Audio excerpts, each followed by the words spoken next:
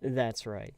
Theoretically, some some people might come and then watch the rest, but um, all right, and we are live, and hello everybody out there in TV land. Um, Sir, this is a Wendy's. This is a Wendy's. Uh, anyway, I hope everybody can. I hope this is working out okay here. That everybody can hear me. I don't know. It looks like my line's fine. I'm not sure if you can hear anybody else that's on the call. Hopefully you can, because otherwise this conversation tonight is going to sound very, very strange. But I do. We'll have to check in a moment. But at any rate, I am Nathan, and Alex, are you there?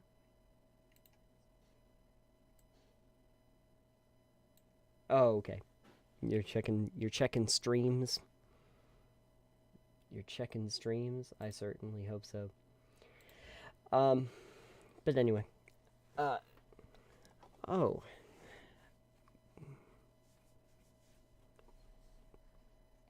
wait for it. Wait for it.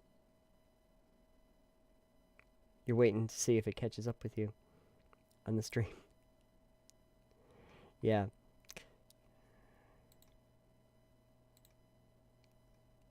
Uh,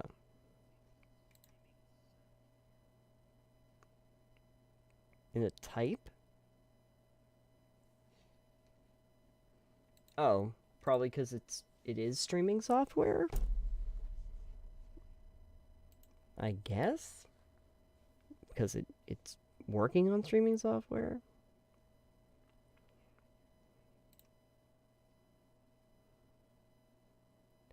Hold on.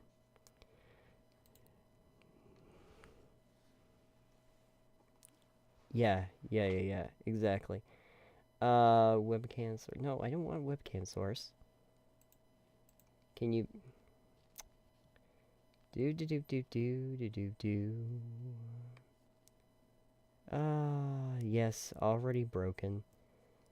Well, no, it's that my Streamlabs isn't showing. I got this for the mic,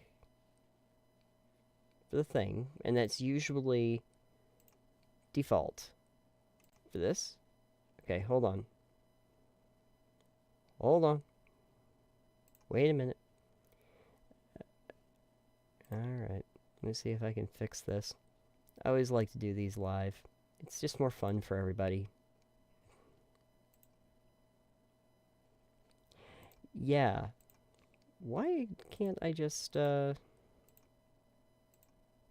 do the thing? I thought I could do the thing while we're here. Monitor off. I just want... Oh my god. Can you just do it through the speaker? Audio monitoring. That'd be great. Could you do that? Love it if you did that. Okay. Let's see. That might work. And I do say might with the most with the absolute most lukewarm sort of talking point here. I don't know. Let's see here. If I go to my Discord. Oh no. Come on, guys. Why does it not have a... See, my thing has an audio mixer, which, full screen, again. My thing has an audio mixer, but for some reason, it, does not have, one that's specifically where I can just pull audio from a thing. But I didn't think that affected previous, videos. But let me just see here. Audio output capture. Add source. Add source. Add source Discord. Audio output. Yep. Speakers. Yeah. Yeah. Yeah. Why is it not? Come on. I don't understand why it doesn't. It's not. Yeah, I want audio output, but from the computer. So it no, you don't want to do. You Oh, don't I want think to I do. can hear me now. Can you hear you now? I need to, I don't know. It's hard hearing two of you at the same time, so I'm turning your volume on Discord down. I'm just gonna sit over here and As relax. if one of you wasn't enough. Tell you. I'll tell you. That's. Uh oh. Oh, there I Maybe. am. Can you hear? Yeah, I can hear me on there now. Oh, You need to lower the line a little bit. I need to lower the line. Yeah. Mine? No, the line from Discord. Oh. Hold on. Yeah. I will just turn your volume down a bit. Well, the issue then is you'll have to do it for each person if anyone comes on too. Yep, but it's also the only thing I can think of because I actually don't know what audio line. Oh, is it the audio capture? Oh, say something. Say something fun. Um, Here Oh, at Total Pebble Knockdown, we like to knock down pebbles with rocks because they there. rock. Here we go. I found. Yeah. Okay. Hey, that audio capture that I put on here works. Great. Oh yeah? Yeah. That now it does things. This is good. Now when I now that I've done this, it will okay, for the speaker and the monitor and using the okay. Cool. I'm gonna just go with it. That's perfectly fine. I don't know if when I get into in live scene does it also have it? It's so hard to tell anymore. I don't know.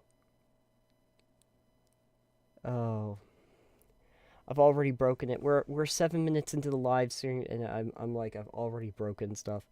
That's always good. I feel very happy about this. It's going great. It's going great. Yeah, good times. Um.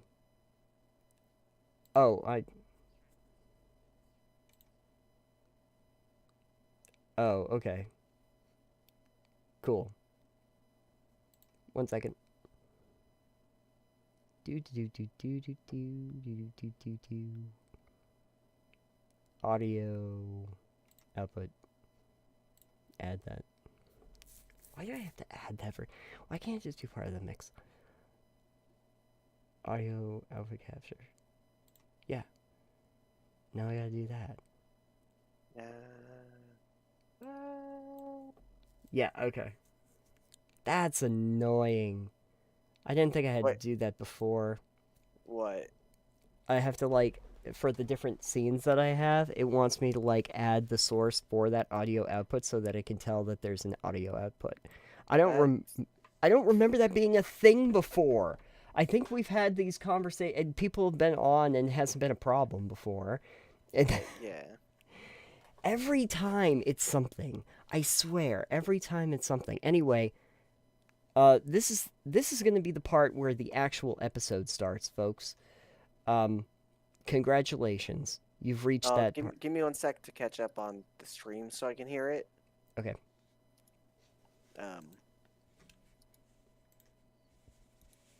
I think folks have pretty much decided that like the first 10 minutes of the show is basically just finding out if there's technical issues. If we were professionals, we we wouldn't have that issue. Um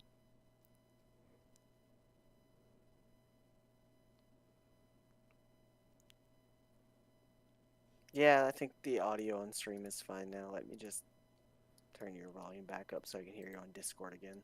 Perfect. Sorry. It's hard when I have you here in Discord, but then the delayed audio over on the other side there. Yeah, that's good times. That's great times. Oh, well, to everybody who's out there, at the 10-minute mark, we have finally gotten our audio taken care of. Uh, Yeah. On the other end, Crave will be here. Apparently, there's a four-alarm fire down the street, and half of our road is blocked off. And they brought my coworker to work, so she'll be back. oh, okay. Yeah. Yeah. It's That's apparently a big warehouse next to the paper mill. They do recycled paper, but I'm trying to think of what the warehouse is over there, and I can't think of what it is. So we'll find out when I drive through tomorrow and see the burn husk of a building, I guess. that's going to be great. I'm sure it's going to be very exciting for you to see the burnt husks of buildings. Yeah, Yeah, really makes you feel 'cause alive. it does. Anything like that have to do, you know, have to do with fires, I guess. Oh, sure. Yeah, you just like to watch the world burn, Joker style. Yes. Cool, great. Um, well, I hope she's here. The thing is, I was thinking that I would do fan service for everybody.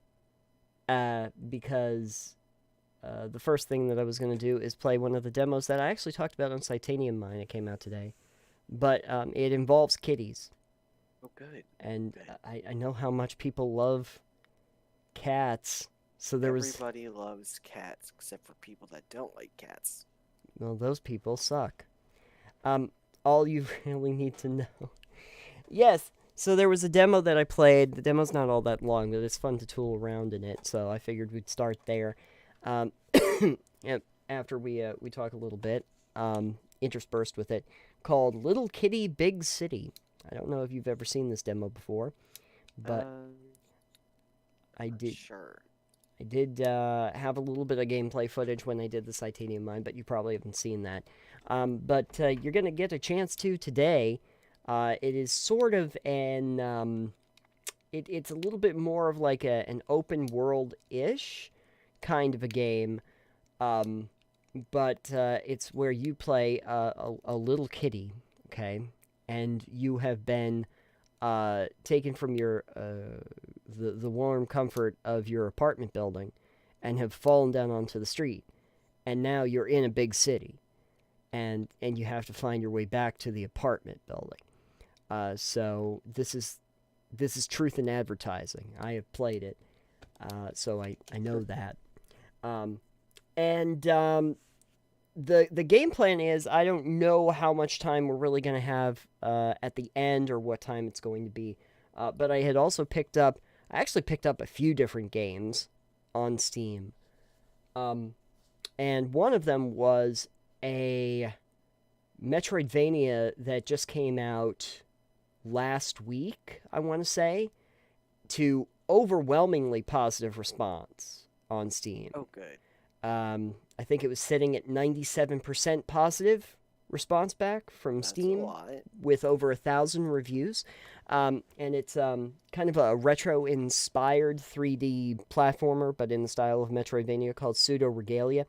And I'm not sure if people really liked it because there's like a goat lady as the protagonist, but I have a feeling it's a little bit more because the platforming action and the controls are so very, very smooth, and it reminded people of N64 era It's only a gameplay. $6 game too. It's also a $6 game, yeah.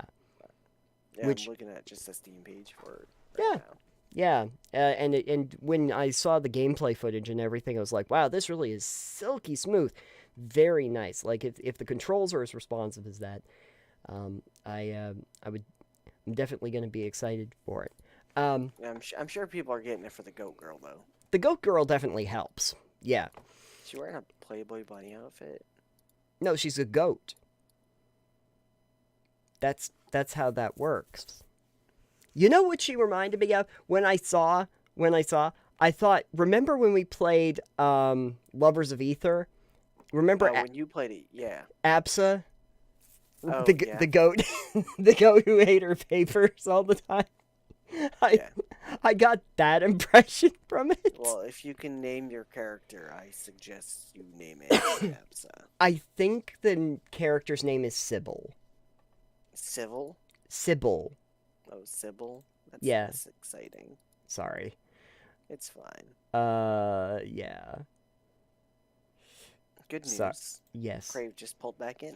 The car did not catch on fire. The car did not catch on fire. Oh, I am so thankful for that.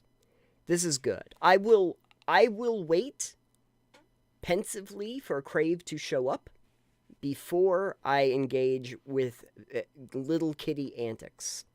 Little kitty antics. Yes. I Yes. have even worn my Schrodinger's cat shirt for the Oh, good. occasion. I thought Oh, that good. everyone would like that. We Everybody likes that. Everybody liked that. Yeah. I need to um speaking of which, just side note because that's our entire show should just be like just Side segues. notes. Yeah, just side notes. The show. Um I have not played Fallout 4 in a really long time, but there was one thing that I was thinking about going back and playing for the longest while. Oh, Um, there was a demo, not a demo, there was a user mod that they made for Fallout 4 last year, I want to say, um, which was for New Vegas, where they had made part of the New Vegas map in Fallout 4. But what they did is they uh, had they were going to do like a larger mod, I guess. But as it stands, you can go to parts of the strip and you can go into like the Mojave around where like the Mojave Ranger Station is, like that area. And it's for the time period of Fallout 4 because Fallout 4 takes place 10, 15 years or something like that after the events of New Vegas. So everything that happened in New Vegas has already happened, but you get to tool around a bit in New Vegas after that, after the events of New Vegas, but in Fallout 4. They'd like construct a portal similar to the one that you take to the Institute, and you get to go to you get to go to the Mojave. And so I thought that it might be worth like re-downloading the game and going back in to play it just so that I can see what the New Vegas looks like. Um, because I like New Vegas. I don't think anybody's aware of that. Alex is probably not there, so that's okay. Alex stepped away. I'm talking to air. no, I was hearing stuff about the fire. So Oh, sorry. was it a big fire? It's I assume still ongoing. So you know. It was a we didn't start the fire. Yeah, yeah, it's at a big warehouse, I guess. So. Great, love it. You hate to see it, folks. Yeah. Big Hmm. warehouse. See, yeah, you Little fire. yawned, and now I'm gonna yawn. You You're gave me a welcome. psychosomatic yawn. Thanks. Is that what that is? Psychosomatic? Yeah, I'm gonna just say so. You gave me psychosomatic drowsies. That's not good. We're not. We're barely. We're not even a half hour in. I took a nap and woke up to for this. So Oh, you we went woke. out to a large craft fair today in Sunapee. Define large. It was the League of Craftsmen New Hampshire Oh, okay. fair. It goes on like all week, I guess. So Whoa. yeah, That's not that easy to get into, the League of New Hampshire Craftsmen. yeah. Honestly, it was mostly like jewelry Mm-hmm. and like felt work art and not a lot of things that I would want at all. Yeah. There Um. was one cool thing. A guy there had a he had topographical wood carvings. Oh, cool. So what those were, I was asking like, you do these with like a computer, I assume. He's like, yeah. So we have a CNC router, and Mm. it you put in the topographical map info and it carves out like he had add attachment Washington, all stuff like that, Oh New wow. Hampshire, and it just based on the satellite data, it'll carve out that. And I'm like, I've never considered using a CNC router that way, but that's really cool. Mm-hmm. And those looked really cool. But aside from like that, there's like nothing really there at that. Mm. It's pretty cool though, the things like that they can do with 3D printers and the like now, Yeah, or I the mean, it etching wasn't a machines. 3D printer, No, it's but a CNC machine, but yeah, it's you're taking stuff away rather than building stuff up. Right, because like the right. CNC machines that you have to put like your metal or your wood, was it out of wood? Yeah, it was wood. Oh, okay. Yeah, they put it in and then they give the schema, and then you could it will just take away until it's created the shape that you wanted it to Yeah, be in. With the 3D printers, you're putting the aggregate in and it's building up a unit for you. yeah. I mean, you could totally do 3D printed topographical maps too, but it wouldn't. You couldn't do it out of wood. Is the thing. Yeah, yeah. So Yeah. I don't remember. Is there like a wood kind of aggregate that they've used for 3D printing, like I sawdust don't. maybe? I doubt it. That would be weird. Yeah. Um, Usually it's just like that ABS plastic or the stuff that they can melt. Uh, yeah. I mean, so it was fun. It was cool, like seeing all the stuff. But again, it's a lot of things that were more. I feel geared towards older people with a lot of disposable money. that's like I've been to a lot of craft fairs in my day, and it does feel like it's aimed toward an older crowd than us. Yeah, and most of the crafters there were much older too. Like Yeah, there were furniture pieces that were several $1,000s that were really pretty, but we're not spending $3,000 on a dresser. yeah, yeah. I mean, but why wouldn't you want to? It's a big dresser. Because I don't have $3,000 to spend on a dresser. Okay, That's mostly the reason. okay. Yeah. If you insist that that's the reason. Um. Let's see.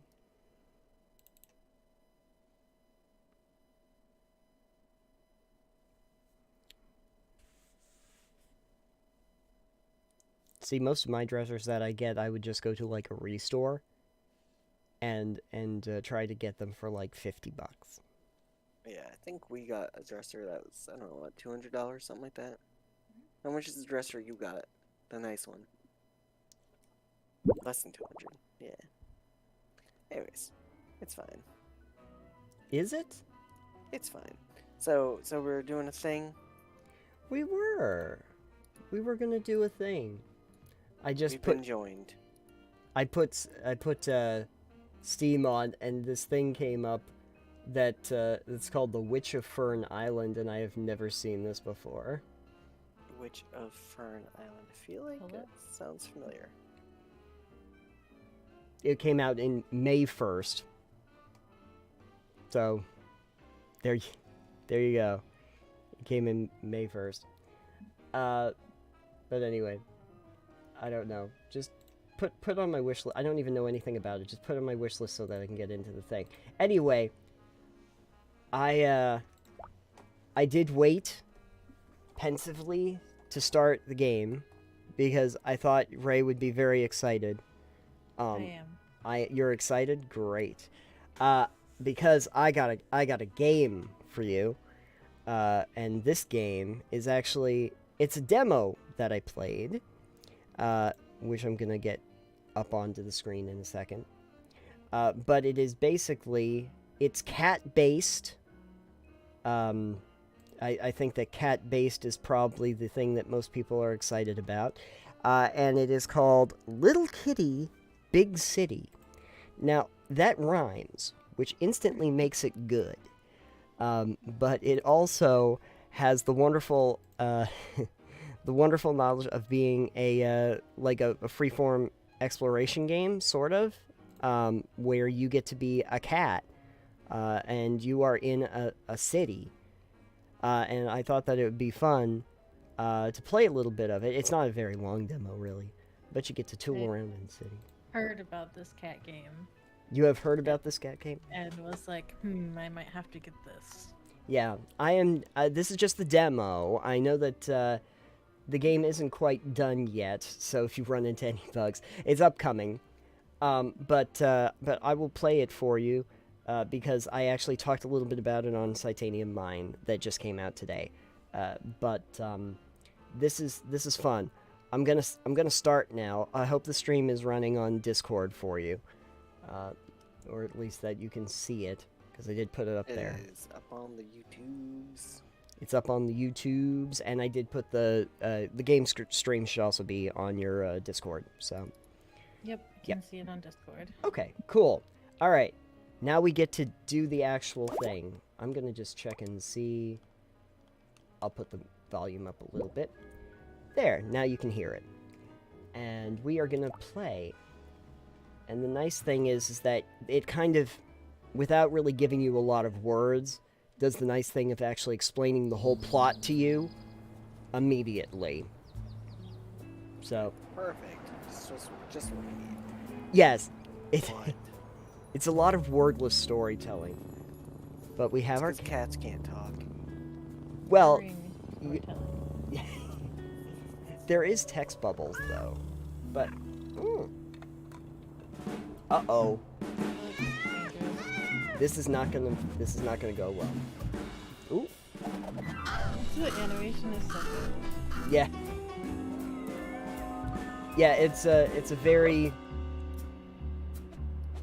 fun animation style.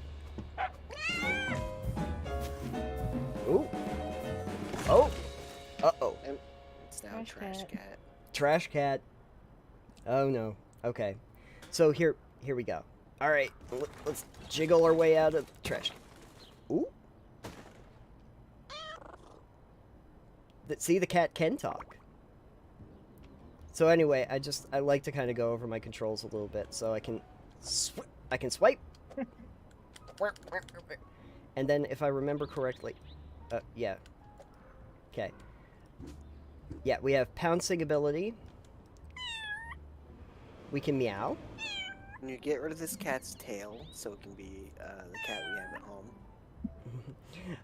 Oh, and we have prowling ability. And we have running ability. Okay. So you need to make the cat just meow a lot and have no tail. Then it'd be Echo. Perfect. Oh, okay. Yeah, so Plan out your jump. yep. I gotta plan out my jump. Oh, that's right. I forgot. I think I have to go over here. See, there's this thing. Wait. I'll go down the street. There's probably something cool down here. Here we go. Uh-oh. Is that the crow? Oh, that's the crow. Oh, yeah, I remember this. I gotta go in this way. Anyway, oh yeah, you can also just pick random things up if you wanted to. So is Just steal it. this Untitled Goose Game, But with cats, but with a cat? a little bit. Better version. There. Come back here. Come back here, ball. Perfect. Alright, anyway. I'm gonna go in here. Jump. Yes, I know. I gotta jump up here. This is what I needed to do. Oh. Perfect. Oh yeah, my mission is to smash 10 items. So let's just do that. Perfect. Perfect cat logic. Yep, it's on the shelf. It's not supposed to be there. It must go away. Alright, so now we can actually hold for precision. I don't think I'm close enough. Just hop really slow. There. Come on. Can I get there? Oh! There we go. Smash! Oh, also water is your enemy here. Are you talking to me? Yeah. I don't see any other small cats casually thwacking innocent crows in midair. That was you? I'm so sorry. It was by accident, you see. An accident. Sounds like you need more flying practice. Yeah, that sounds about right. But I can't actually fly. And you never will with that attitude. Come on, just flap your wings and follow me. This Follow is the crow. reminiscent of Calico, where there was also cats and crows. Yes. Cats and crows and cats. You could turn your cat into a crow. You could turn your cat into a crow? No, you could just put cat ears on a crow. Oh. My bad. Same Well- thing. Oh, cool. Like, yeah. Oh, that's right. I can become an artist. Here we go. There. The bemused humans in this game are the best part. You just, oop, here we go. You've got paw prints. Yep, I can walk through it and I can just leave little paw prints on the art canvas. Now you need to do art. Yeah. Okay. It's okay. It's okay, bud. I got it. Oh, that's right. No. There we go. Question marks and hearts. Yeah. He How does. come they don't leave footprints walking through the paint? Oh. Oh. Did you just realize what I was doing? Yay! I have unlocked something. Oh. Okay. Oh, by the way, this is the Dark Souls element where you unlock passageways from one side. Does it have Souls-like as a tag? It should. It really should, because you do unlock things from one side instead of the other. But yeah, if I go here, yep, yeah, cat's And not. the cat just dies when it touches water. Yeah, the cat. This is how they manage the world. Is where you can't go over the water puddles, and this city is in such deep disrepair that there's just water puddles everywhere. I'm gonna get it in here. Perfect. Goal. Press this button to view. Oh yeah. Here we go. I have not smashed 10 items yet. But goal. Score a goal in each of the colored soccer goals. Yep, that is a goal. Actually, what this kind of reminded me of a little bit was Maneater, but instead of a shark, I'm a cat. It's the same basic logic. Oop. I'm just gonna take this can with me. Ugh. Excuse me. I'm gonna take this can with me. Oh! It's a Shiba. Quiet over there. Honestly, those dogs think they own the street. So there you are. What took you so long? Did you forget to flap your wings? I don't have wings. And how are you flying? I wasn't. I was falling. Falling with style. Yeah, I fell out of the window spot, and now I'm all the way down here. But if you can't fly, how are you planning on getting back up there? Ooh. Uh-oh. You're in quite a pickle, aren't you? Let me have a think. How about that inferior flying that you wingless creatures do, with the huffing, and the puffing, and the claws? You mean climbing? That's what I said. I'm not sure I have the energy for climbing. I was already getting hungry when I fell. So if a friendly neighborhood crow happened to have a lovely juicy fish... Really? Then this brings us to familiar crow territory. Supply and demand. I can supply one yummy fish full of energy, and I will demand 25 shinies. What's a shiny? You must know what shinies are. They're the gleaming doodads you find hidden everywhere, in bushes, on ledges, sometimes under traffic cones. And they're valuable? Valuable? They're priceless.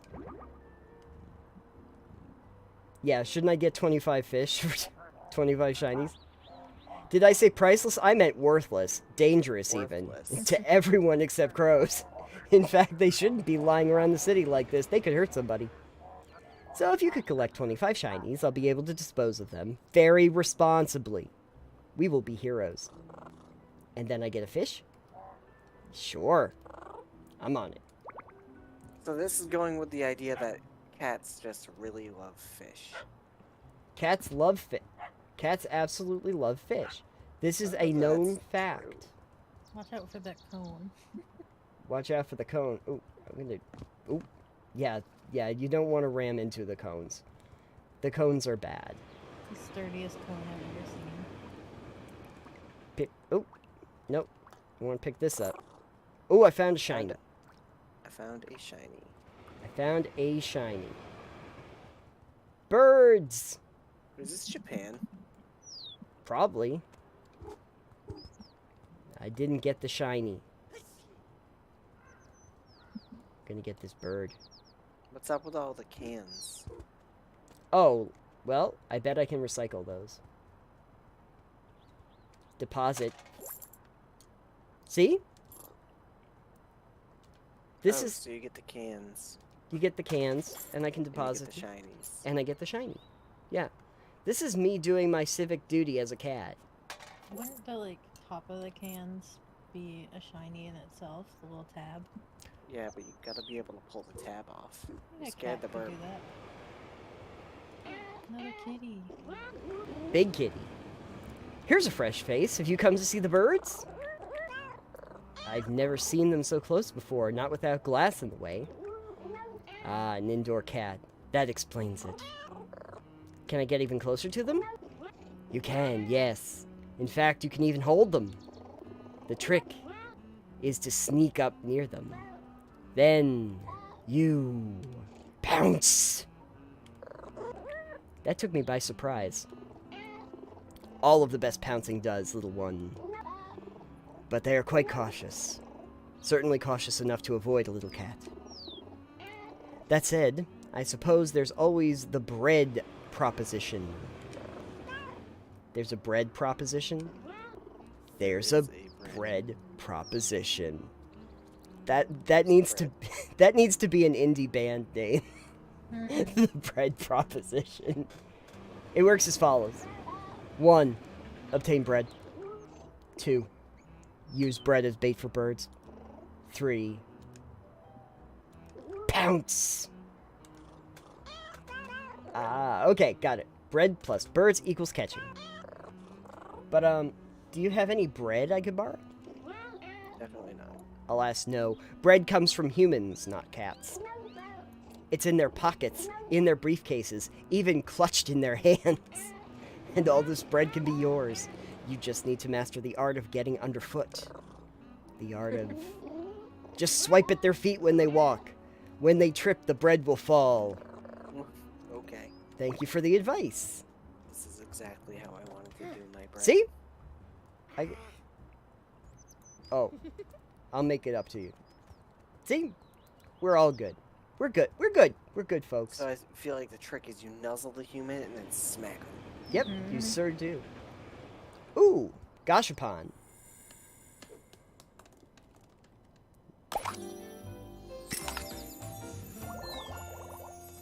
Yay! Very easy being green. Hold on 1 second. We have to do a thing now. We have Oh equipped. my goodness. We have equipped Frog Hat. You sold the game to Ray already. Okay, so now I need to find somebody who has a sandwich. I'm gonna sneak up on sandwich person. Okay, they have a phone. No, you just gotta swipe it. It's in their pockets, they said. In their briefcases, in their pockets. Well, that's a good question. Hold on. Oh, that guy has a sandwich though. He just kicked the soccer ball. Everybody kicks a soccer ball. He has a sandwich. Hey, bud, sandwich. Get. No, don't walk through the puddle. I can't follow you through the puddle. There you go. Sorry. Counts as smashing an item. Good job. The human is an item. The human is an item. Human has been smashed. So I'm just gonna go back here for a second. And I'm gonna wait. This is... My own cat has joined us for this. Oh, good. The cat saw what's going on stream. On stream. And got very excited. Okay. We wait for the... Okay. Pounce! Got it. Perfect. Feather! Drops a feather. I did it! You're faster than you look. Thanks, I think. I appreciate Slow. that you let go of it. This is strictly a catch and release neighborhood. Well, what else would I do with it? Ha! Quite. By the way, hang on to those feathers. I hear some animals like to collect them. Are you sure the birds are okay with this? You know what? It's never come up. But you look a bit sleepy after that exertion. Try this. Oh, the lie down. Let's have a lie down. I hope it's a tempura. Tempura. Probably a loaf. Probably a loaf. Cats are fluid after all. Oh, yeah, I have expressions. That's right. Emote lie down. There we go. A normal lay down. Wow, that is not the way I would want my cat laying down. Big stretch. Big stretch. Perfect. Can I get up on top of this car? Well, that's disappointing. That's disappointment. Do you want the bread? I'm gonna catch another. I'm gonna. Ooh. Pounce! Gotcha, birdie. Thank you. And I get a feather. 2 feathers for me. 2 feathers. Now, oh, there's more stuff to pick up. More bread. Alright. Over this way. Construction site. Here we go. Let me get... Whoa. Whoa. There we go. Here we go. Ooh. New Gashapon. Look at you platforming cats. I know. Cats are perfect for this. Whoop. Yay! Hold on. There's so many hats. Perfect. I am a ladybug now. That's As you how should be. That's how this works. Can I jump up on the... That's not you what's broke supposed the to game. happen. No! And the cat is stuck in concrete. No! Don't get stuck in concrete! Don't get stuck in concrete! I have stuck myself in concrete now. You should try laying down. Hold on. I can...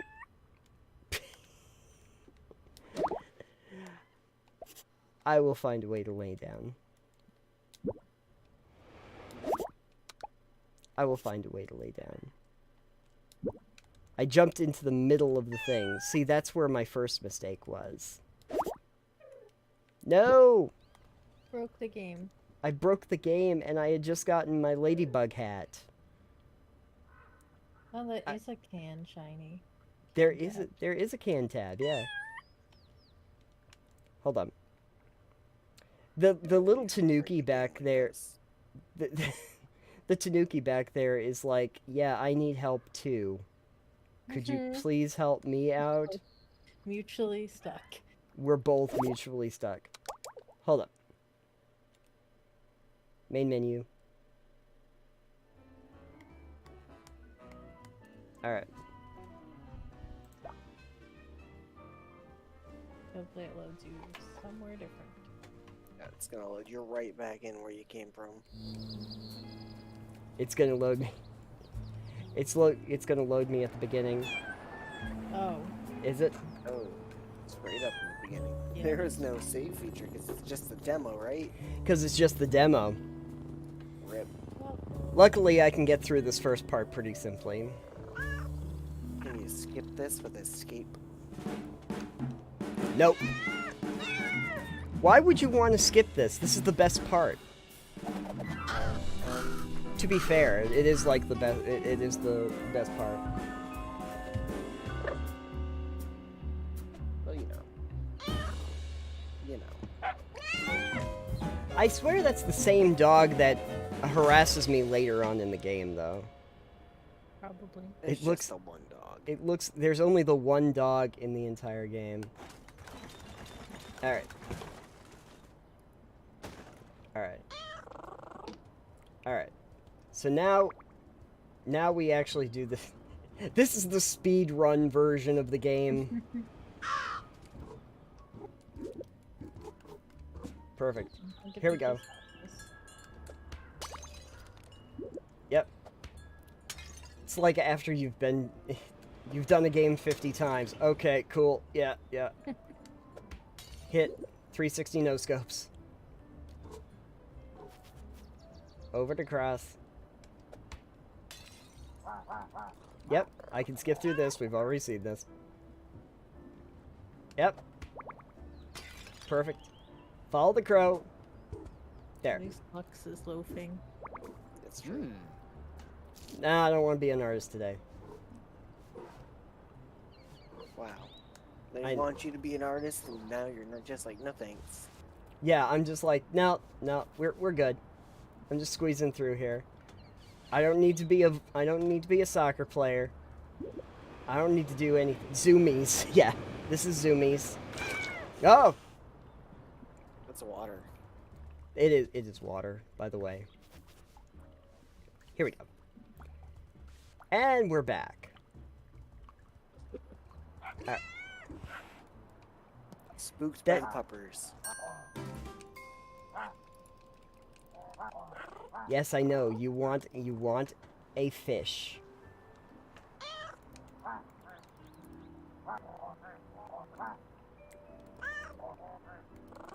Give me that I know. fish. I want a fish. It's supply and demand.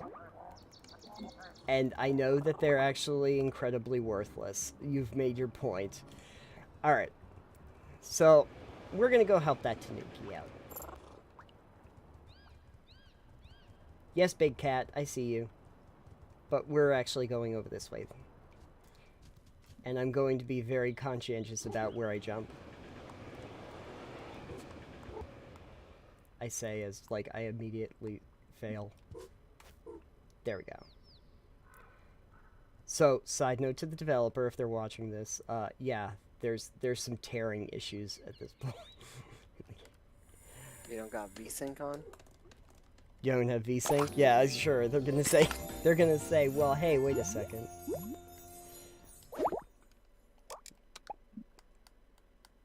Alright. You can unequip it. I can. Okay. Fine. Be that way. Maybe I... Wait, hold on. Oh, it probably still thinks that I have it equipped when the last time I was here. So can you unequip it? 1 second. Did it.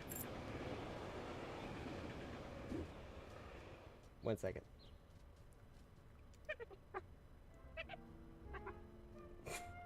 Nearly got it. Just a little more. Now to get out of here.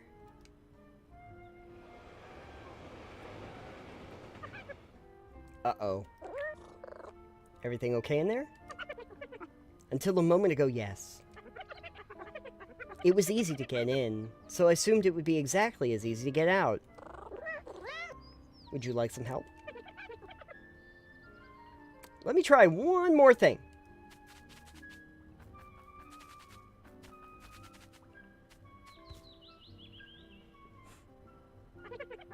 I'm ready to be helped now, please. If I push in from here, can you pull me? Brrr. Rescued the question mark.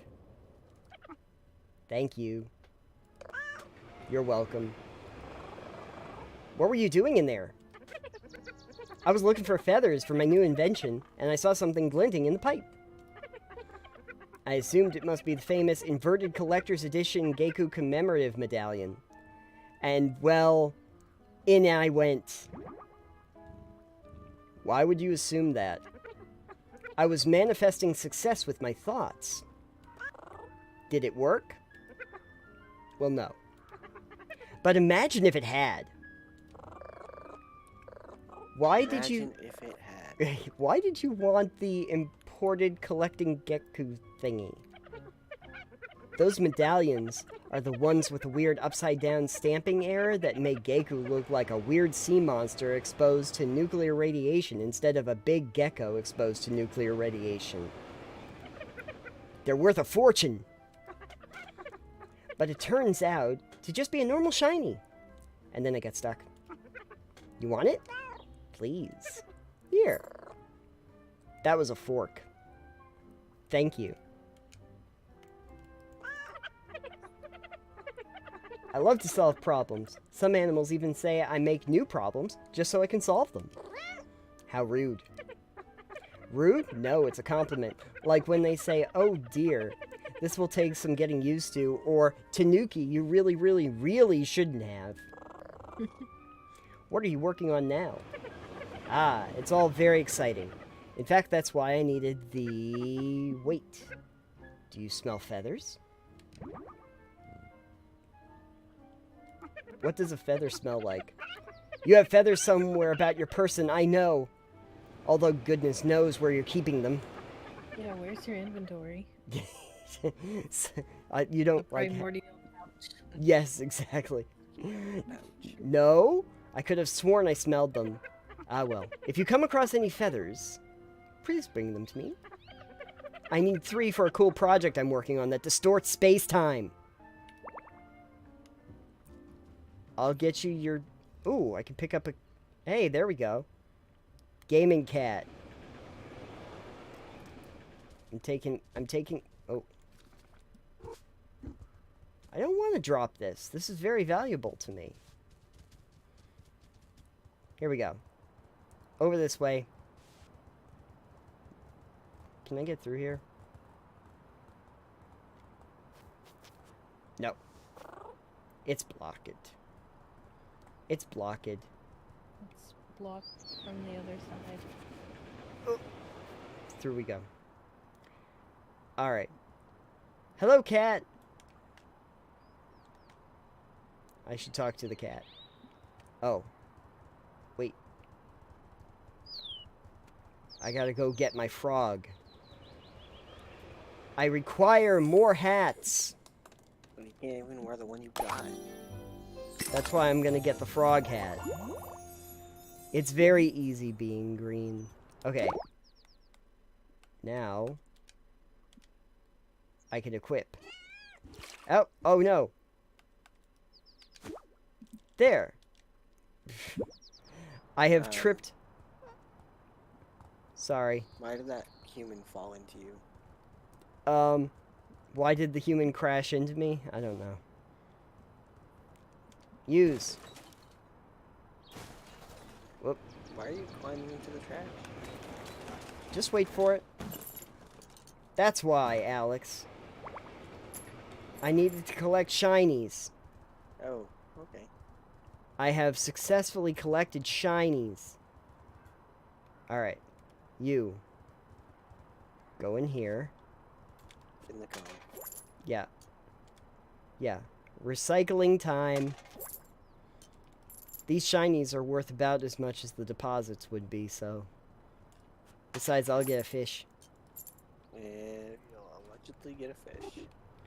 Yeah, but you can't necessarily trust the crow. What happens if the crow just decides, no, you don't get a fish? Oh. Like that the ledges you can climb onto are denoted by these red napkins. Yeah, somebody decided to put a red... Ooh, look at this. Yay! I have so many shinies now. Whoa. And you another shiny broke in the the bush. boundaries. Look at this. Nope. I'm out again. Everything's fine, folks. Okay, there we go. I did it. I broke the game, and then I unbroke it in one save. Oh, I needed that. I needed the bird. Alright, deposit the can. I'm gonna get some shinies. I'm almost up to my 25 shinies. Okay, so you're gonna tell me that I can pounce. And I like pouncing. And I will get some bread. And I will get 3 birds. What are you gonna do with the game cartridge, though? Oh, I'll figure that out later. In the meantime, though. Thank you. Oh, yes. Oh, excuse me. No! You're gonna drop... Get back here. Okay.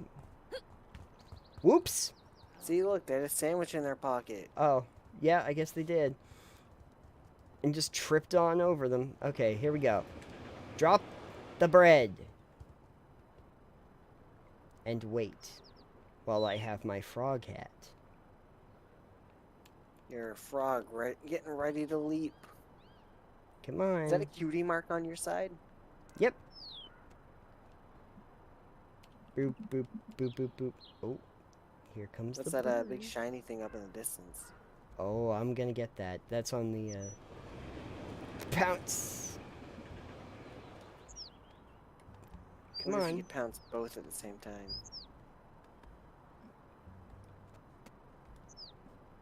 Come on. Pounce. Pounce, you don't have to be shy. Oh my god. It's the frog hat, isn't it? Yeah, you're trying not to rib it.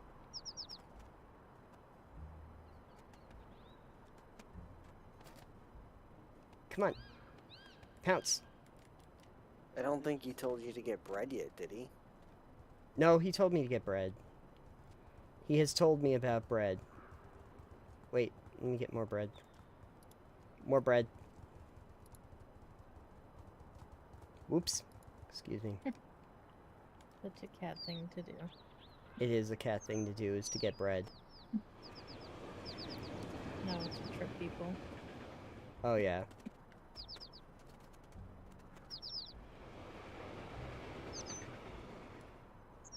Come on. Pounce. Is your pounce broken now? Is My it from boundary breaking your game? I have boundary broken my game, and now I can't pounce. Wait. Hold on. Can you just pounce in general? No. Try No! moving your hat. It's the frog. It's gotta be the frog. Hold on. No. Come on. I want to pounce. Are you still angry at me because I went through that building? Probably. Yes. I didn't want to. Maybe talk to the cat if you haven't this run. I'll talk It to the might cat. reset things. I'll talk to the cat. Ooh. Do you remember the steps? You get up close, and then you jump pounce.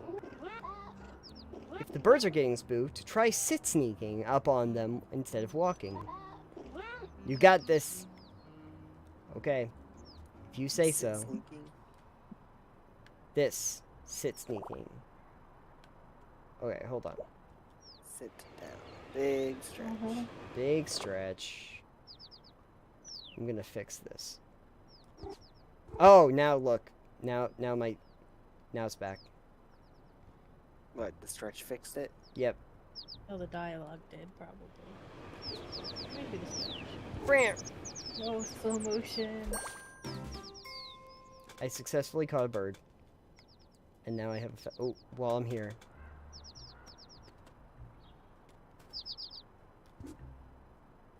I better just get all the birds I possibly can right now. What dumb bird. You should get those feathers before they vanish. I'm gonna get the feathers before they vanish. I'm also gonna get the burb. Hold on. I'd like to see a borb. Just a big round borb. Mm-hmm. That was not the pounce you meant. No, I wanted that pounce. I want love that. that it's slow motion. Yeah. It's the Matrix. Alright. Hey, check it out, bud. Look what I did. You're faster than you look. Yes, we're a catch and release neighborhood. We will not have any dead birds hanging around. Alright. You've taught me how to lie down. Thank you for that. Now I have the ability to just lie down. Oh, I have 2 lie downs. Cool. Can I sleep? There. Aw, I can sleep with my ladybug hat. so cute. Alright. Up we go. I have my feathers. Time to help Tanuki.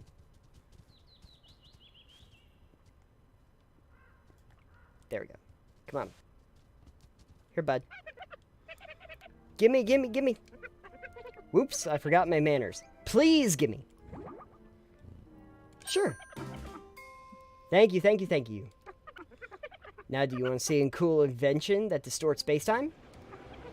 Yeah. Behold the magic of magical engineering.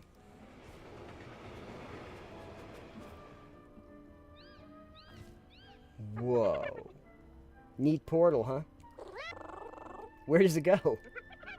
Well, this one takes you out of the demo and back to the real world. Wait, this isn't the real world? Oh my goodness, a wall break. Fourth wall break. Yeah, let me talk to the player for a moment. The who? Hello out there. I know you can hear me. No, Tanuki, it's me. Player, using this portal will end the demo. Only hop in if you're ready to stop playing. Wow. Tanuki, you're acting very strangely. Is everything okay? I hope it turns into a Mario. Of course. Would you like to try the portal? I don't want to try the portal yet. I got more shinies. You gotta catch more burbs. I gotta catch more burbs. Oh! Hold on. Oh, I gotta... Oh. That's a thing I gotta go check out. Ah! That's not what I wanted. Why did you pop? Why did I pop? Yep, you popped. You I- hit the water and you popped. I popped and locked. You popped like you saw a cucumber. What? Have you never seen those videos? Where people pop like it's a cucumber? No, The the cat. cats do. Oh. And they get spooked and they just do what your cat did when they hit the water. Just jump straight up in the air. Oh, yeah, yeah, yeah, yeah. Alex knows all about all the cat things. He's very versed in catitude. Mm-hmm. You do He's have... learned so much from my cat. I'm sure. Alex, do you know how to have catitude? Yeah, you get a cat Yep. and then you Uh, give it some attitude and it goes Yep. That's just like that. That's that was weak sauce. Hold on. it was the weakest of sauce. I'm gonna get something. Here we go. What hat is this? A moose. Oh, a bunny. Or rabbit, apparently. Close enough. I'm going to hear so many things with these ears. There.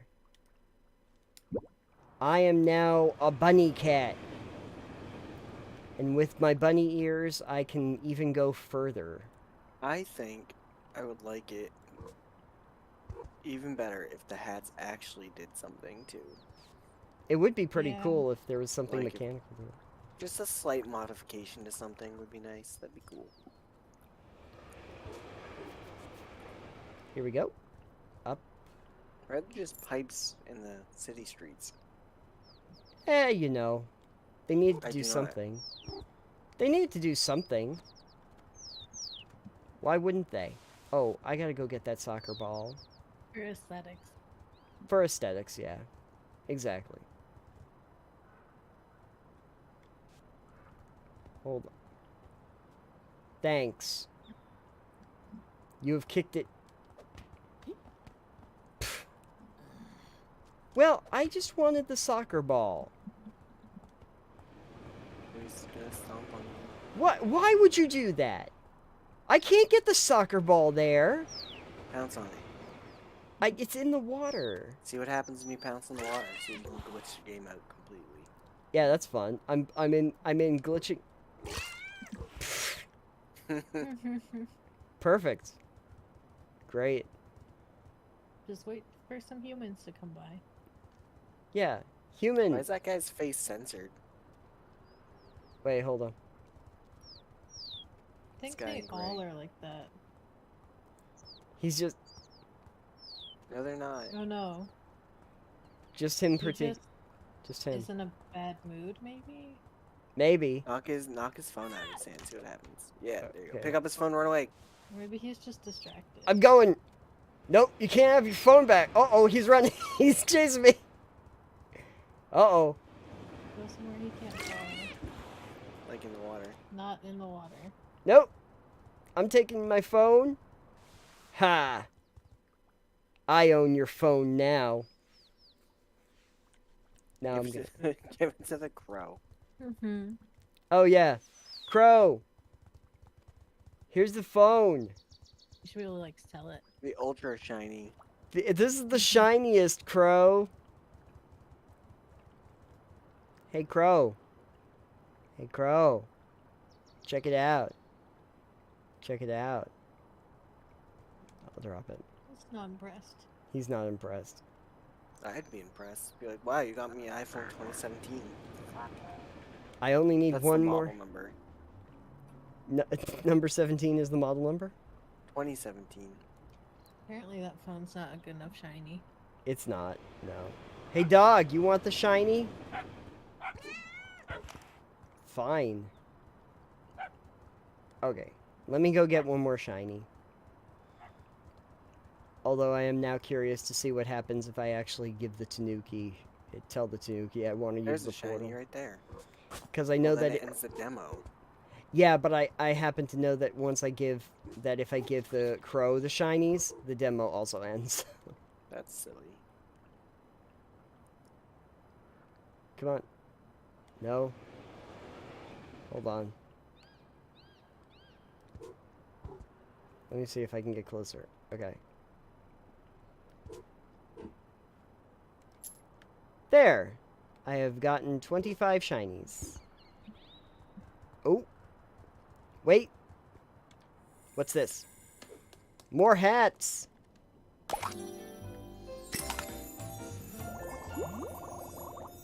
Better to find a kitty in your apple than a worm. Hmm. Bullcat. I'm an apple now. Why am I an apple? Oh. Why are you an apple? Because it's not easy being an apple. Yeah, oh, you know why? I'm in the Big Apple. I don't No, think that's true. I don't think that's New York. Oh, I can jump into the box. Perfect. What's in the corner there behind it? Corner behind it. Nope, nope. Behind you. Oh, that's just the side of this. Oh, it's got a weird light reflection on it, so. Whoa. I don't think you want to do that. That looks like a electrical vent of some kind. Alright. I can't go through this back alley. Ooh. Shiny. Alright, here we go. Here we go. I'm gonna take this can and deposit it because I'm trying to be good. I mean, there was a deposit thing right next to where you got the can. Wait, what? Hold on. Hold on. I mean, there's one right where you just were now, too, but... Yeah, but you know, I need to... Here? No, not that. Wait. Where? Where's the deposit, Alex? Oh, what's Ooh, in what's there? in the store? I don't Laundromat. know. I gotta go in. I gotta Oh. figure out a way into that laundromat now. Yeah, screw you. I'm doing this part. I'm wondering if I can get in there in the demo. Maybe you gotta get a human to go in. Oh, that would be something. Oh, wait a second. This looks like it might be a little platforming thing. Like, I You think... steal someone's phone, lure them to the doorway, and then hop in the doorway. Oh, I see what you're thinking. Hold on. Let me just for a second here. Can Just... you move those crates that are over there? Can I move the crates? Oh. That's a good question. Hello, James. Probably not. Hi. Hello? You're watching Nathan be a small cat in a big cat world. To, Oh, as it should be. in a big city, I mind you. I am a little kitty, and I am in a big city. That is the name of the game, and that's what I am doing. Now, be it known that the big city is actually, for this demo, not actually all that big. Oh, that's a shame. I mean, It still is. exciting to be cat and city, but Oh, small it's... city is not as fun. Yeah. Some days, everybody just wants to be a cat. Yeah. When you're a cat for life. Everyone wants to be a cat because cats, they know where it's at. Something like that. The song goes. I don't know. Yep. That was pretty good. That was pretty good. I've heard of that song. That's I think the it's lame. that's the Planet of the Bass, but for cats. So. Oh, I've got. Okay, come on. Oh, that's awesome. Ah, yeah. Cat with ball is perfection. Yes. Well, it gets better because I can actually get this into the. There's goalposts. Hold on. Oh, Are they colored? Oh, Yeah. they're color coordinated. Yeah, they are. Come on. Can you smack the bird with the ball? Because that'd be fantastic. Oh man, I want to so bad. That bird deserves it. I'm sure. That bird did something. It birded. It birded. We all know that once the bird does something, it's time to teach the bird a lesson. Come on, get in there. Ready? There we go. Goal. Thank you, bird. Where's that bird? Come here. I'm gonna get you, bird. One. Oh, come Good on. job. You got the bird. You know, sometimes these birds, they be like that, you know? Birds be bird. Bird up. The human just walked right over the bird. wow. There. The bird has given me a feather. Tanuki will be so happy. Oh, is he looking for the feathers? Tanuki was the one that looked for the feathers to open up those portals. Oh, okay. Excuse me. So how are you doing, James? Right. You Good. say mid-yawn. Yeah, I'm a little sleepy. It's been kind of a long week. It's been very hot this past week here, and I mean, I'm sure it's been hot everywhere, but I work out in the heat, so Oh, yeah. Oh, I'm very tired still from all of that. understandable. I have the opposite issue of I work in a cooler. Oh, yeah, that is the It's not opposite It's not hot, issue. it's just cold all the time. Oh, that's not fun either. No. But heat, I think, is harder to manage. Yeah.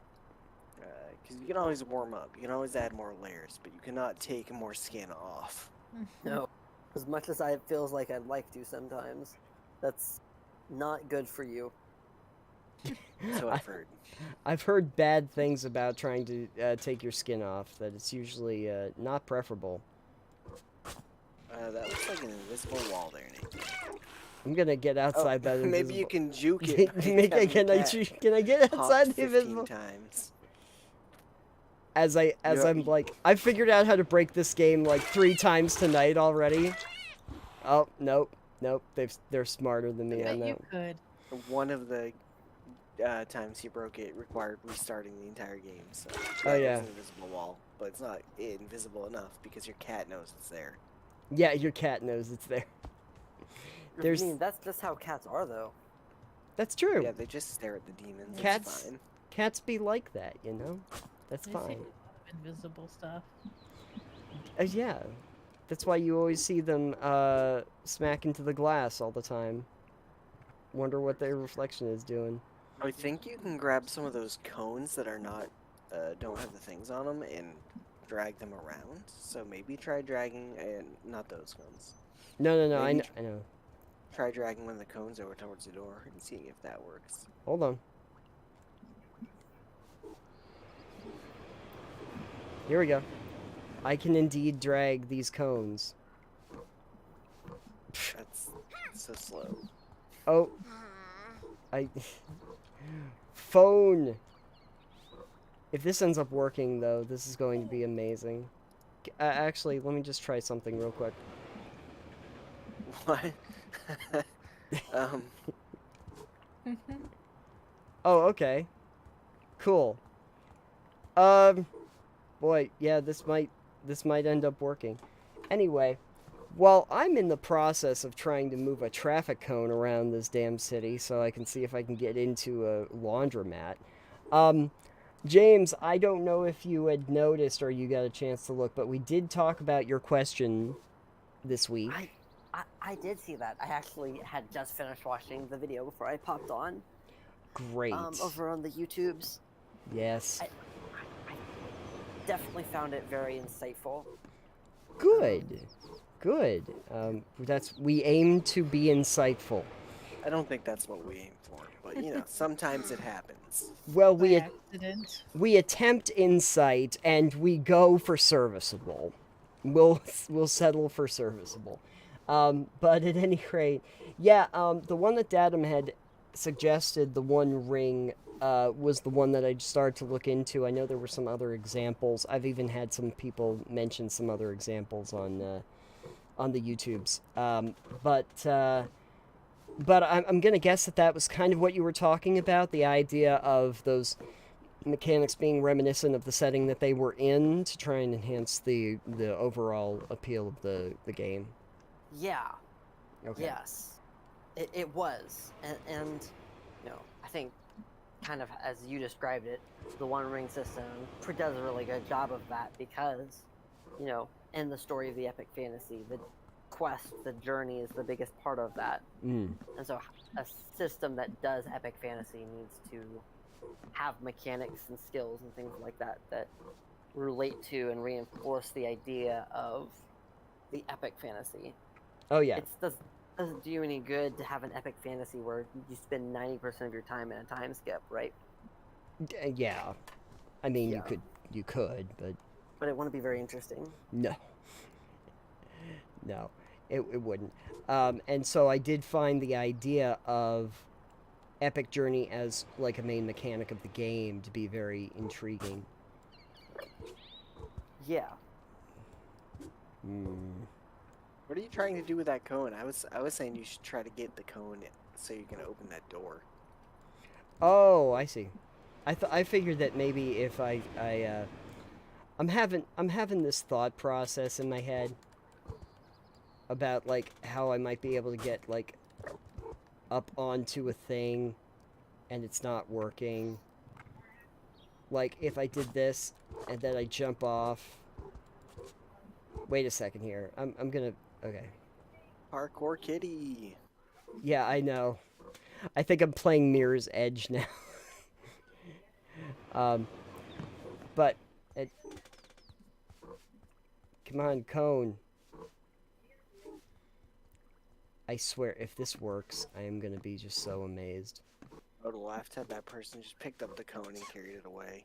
Oh. They just sneezed and destroyed your cone. Hey. Okay, you know what? You get a swipe. A swipe or a nuzzle? They spooked you by sneezing. Hey, buddy. Hey, buddy. Yeah. Sorry. I'm sorry. I'll be nice. Okay.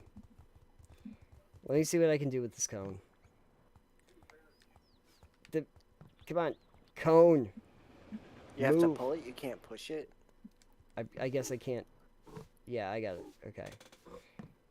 It keeps disappearing on me. Yeah, you know, sometimes you break it. I've broken this game so many times. And you know what? We've got to create some mechanics that are themed around this game. Find some cat-based mechanics. I don't think that Will would help. necessarily work as well as you would hope for, like, tabletop at least. You'd be surprised. There's a lot of one-page, one-shot games. No, I mostly meant the physics-based stuff. Oh, that's true. I can get It's hard, into... it's hard to translate physics-based gameplay into Yeah. tabletop. Roll for physics. Yeah, roll for physics. Roll And for they've broken. Nat 1. Physics broken. It Nat stopped w- working. Oh. Get over there. I'm gonna figure out if there's anything in that store. Alright. Wait a second here. Oh my god. I feel like this is not something I was supposed to ever do. What is happening? I think the cone is too far away from its departure point. Oh. It's slowing down on me. Don't you want to bring it into the, like, alleyway? No, to the door right here. Seeing if you can open it. There's a glowy thing in there. You gotta be able to get in there somehow. Well, I think it's just not part of the demo. It's there as like the Banjo-Kazooie thing where there's like, it looks like a door in the distance, but you can't actually go through the door now. There's a magical That'd be key something. behind the ice wall. That, oh, wait. Can I get through there? Oh, shoot. Dark Souls. Souls like cat game. A cat Souls game. I guess, yeah, I'd say, oh, there's a, okay. Maybe I just can't get to it because I'm seeing another one of those little capsules, and I don't think there's any way for me to actually get to it in the demo. Can you It's- get anywhere through this door right here? Through here? Nope, the other one. Oh, through here. Yeah. No. Break some more boundaries. Yeah. Oh, you know what? Where's my cone? I got an idea. Cone. Cone. This look code. No, I don't want. No, I want to drag it over here. I think if I get a little bit of height, maybe I can get on top of those boxes. If I can get on top of those boxes, I might be able to get outside of the demo. Hold on. Wouldn't that be amazing? Can you only drag the cone one direction? No, I could drag it in different directions, I think. I think? Oh. Okay. Or maybe not. Maybe I'm in a holding pattern. Oh, wait. Hold on. Got a thought. Oh, shoot. Alright, hold on. Can I get up? Oh, I want to get up there so bad. Oh. I get this strange feeling like if I could get up there, maybe I could pounce over to the other one. And then I'd... Whoa. That was crazy. Wait, hold on. Here. Oh.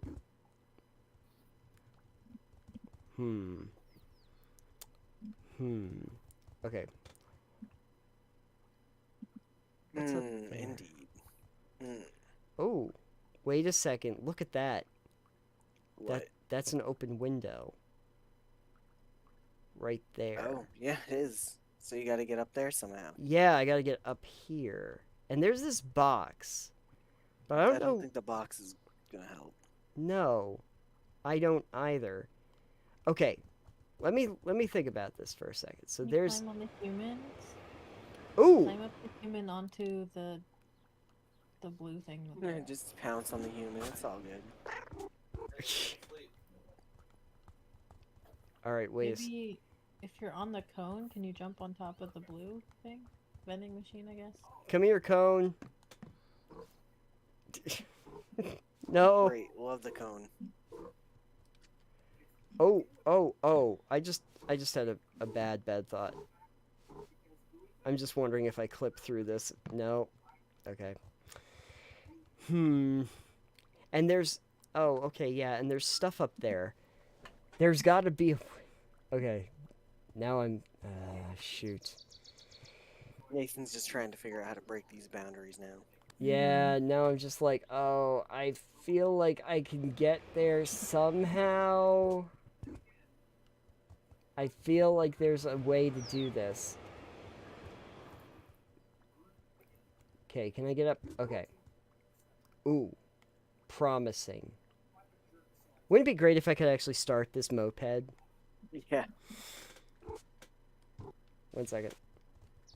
Can I start this moped? Oh, I can get up don't onto the think you have- sea. I don't think you have thumbs to start this moped with. Wait. If I swipe, like, nope. Shoot. All right. There's got. Okay, pick up a can. Can I stand on top of the can? Is this only cans? Hold on.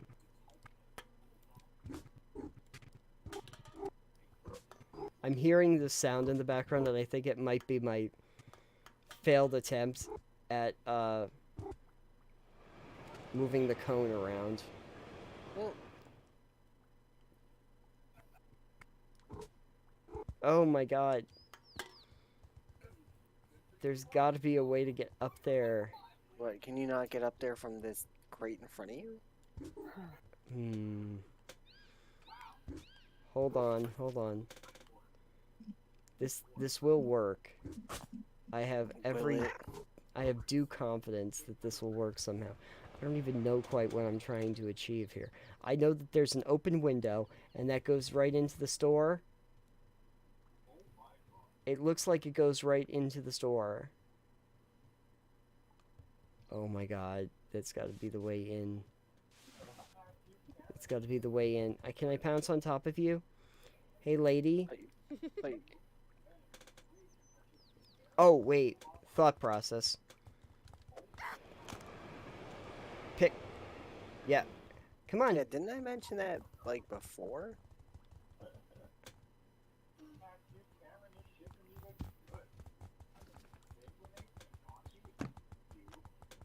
I think you broke the human. There, I'm gonna nuzzle you. Uh-oh. Yeah, just leave it on the ground. Just She's like, I don't even want that phone anymore.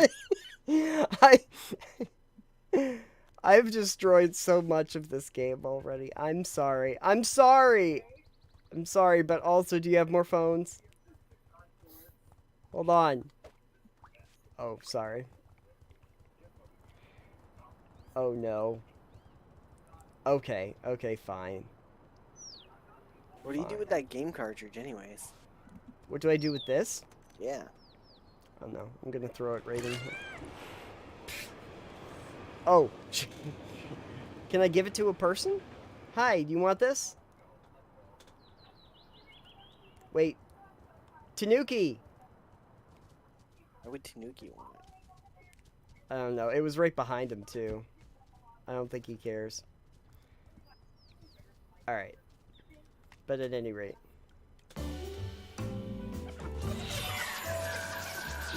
Oh no, I'm going through. Did you just jump in the portal? I jumped in the portal. The game broke me. Good job, Nathan. Don't forget to wishlist it on Steam. What on earth is a Steam? Bye. Leaving the cat in the portal forever. Yeah. Play the full game. You meet Look at new Shark best. Hat. Yeah, you get a shark hat. Look at all the shark. So many hats. Hedgehog hat. The hedgehog hat, yeah. The daikon hat.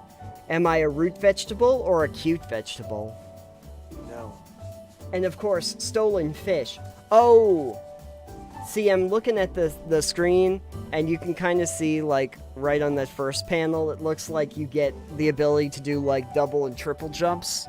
That must be how you get up to those places. Maybe. I Where like you the get- stag beetle friend. Yeah, stag beetles It's are... like a Warlow. Yeah. And then there's the other, like, white cat. And what looks like a bird sensei that is hanging out at an arcade, so that's kind of fun. Yeah, lots of stuff. So what I'm hearing is you have to play the full game. Yeah, and I have to figure out how to break everything in the game. I need to play this game too. That's right. What's your favorite kind of game, platforming? Oh yeah. So Well, it's cats, so it's got cat cats. forming. It's cat lateral damage. All over. If I look it up, I'm just trying to see. Little Kitty Big City. Well, see, we got some time because it doesn't release till next year. I'll have to get Stray in the meantime. You have to get Stray. Yeah. This is Stray, but this is like the 2024 version of Stray. where you get to be an anxious little cat. Oh, great. Cat Yeah. full of anxiety. Cat full of anxiety. So, hey, you know what? That's what it is. Yeah, you're a curious little kitty and a big personality on an adventure to find your way back home. And you wear delightful hats and leave chaos. You leave chaos everywhere that you go. But I think in the full game, those little portals will be like the teleport portals because I saw them in a few different places. So they'd be like they would just be your quick your quick travel, your fast travel points. Ooh, there's a laundromat in I the full didn't game. know kitties could fast travel, but I'm not gonna tell them not to.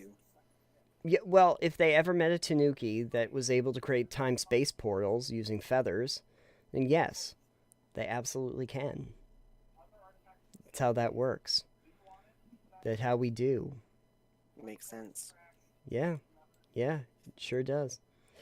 So anyway, yes, that was the fan service we wanted to do today, is for people who like cats and breaking physics.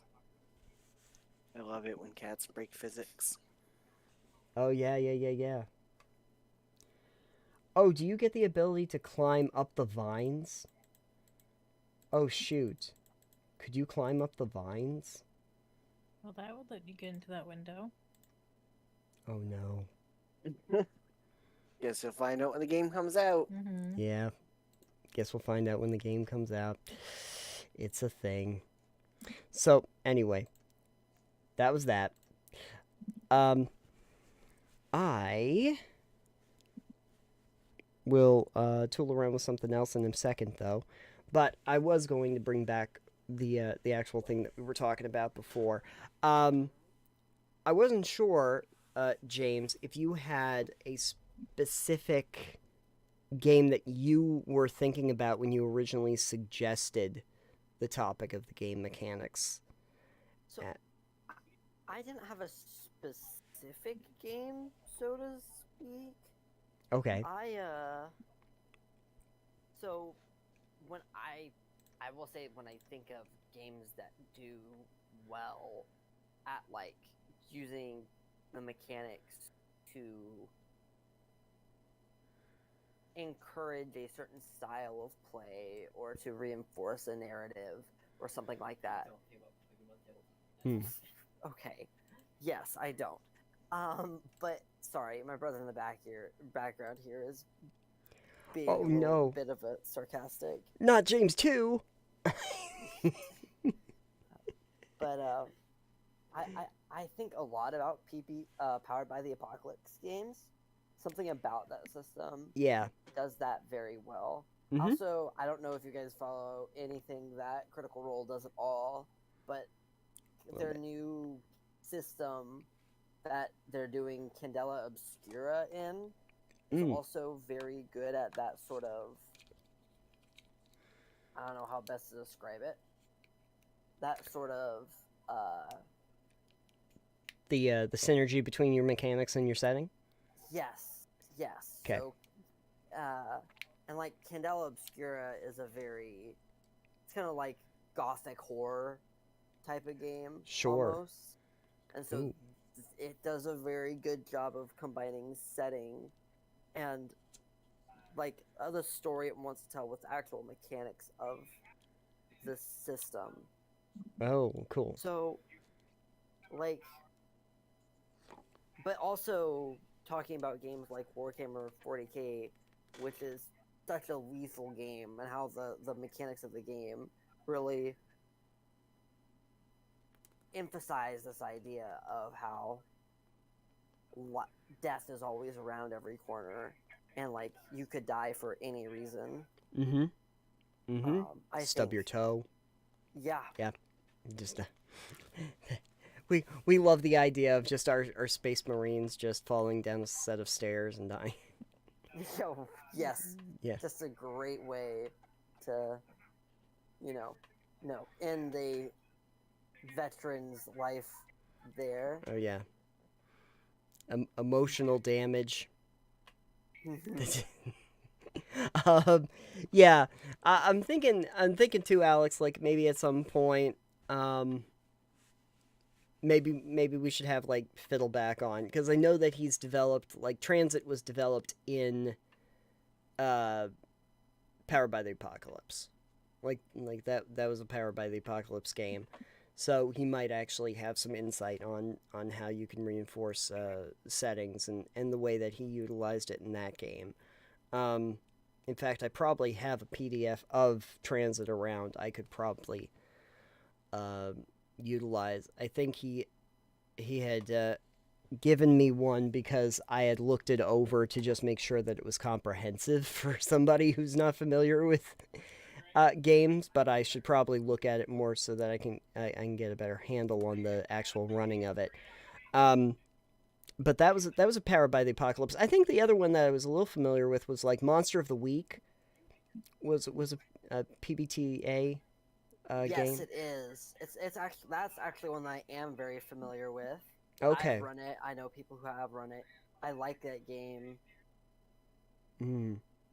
Yeah. There was the other one that I was looking at too. I'm trying to think if it might be a good example of that. I talked a little bit about it, but I had picked up Kids on Bikes, and we were talking about the collective world building part of that. But if you were to look at their stat blocks for that, they are reminiscent of, the skills that you'd actually need if you were in a small town. And the thing that they also do is they block it out so that you can be different characters that are either like kids, teens, or adults. And right. And if you do those things, you have certain advantages to your base skills. Like you're faster when you're younger, but you're smarter when you're older. Like they do those things. And then they also have specifics, like, what do I want to say they are? Like, I want to say they're traits that you get dependent on which age group you're in. There's some other abilities that you get, feats of sorts that you can take. But you can only pick certain ones. Some of them are only available to certain age groups in that game, which I thought was interesting, because then you can choose if you're looking to play like the Halloween kind of version of that, or if you're looking to play the Stranger Things version of that. You might have teams that are very different in what they're particularly good at doing. Yeah. The other thing I really liked about that I thought was really interesting is the way they do your checks in that game, because there's 6 basic stats, Um, maybe I can pull it up so that I can talk about this more intelligently. But Mhm. there's 6 basic stats, and you get a die that each one of them equates to that kind of explains how good you are in them. So your worst stat, you have to imagine having your polyhedral dice set with you. Your worst stat is a d4, and your best stat, you roll a d20. So that's how they range out. So you have a d20, a d12, d10, d8, d6, and d4. And each one of your stats gets one of those assigned to them. It's an exploding dice system, so even your lowest stat technically could do a check, even if it's really difficult if you kept having the dice explode a few times. But the likelihood is very low. Um, and I liked that. I liked that idea that that's how they were going to use the polyhedral dice set. That it's the dice are tied specifically to the stat. Specifically. Um, yeah, I'm gonna see. I have it in my documents. I'll pull it up. But at any rate, yeah. So Monster of the Week. Since you've actually run Monster of the Week, because I've heard it run. I've heard some live plays of it.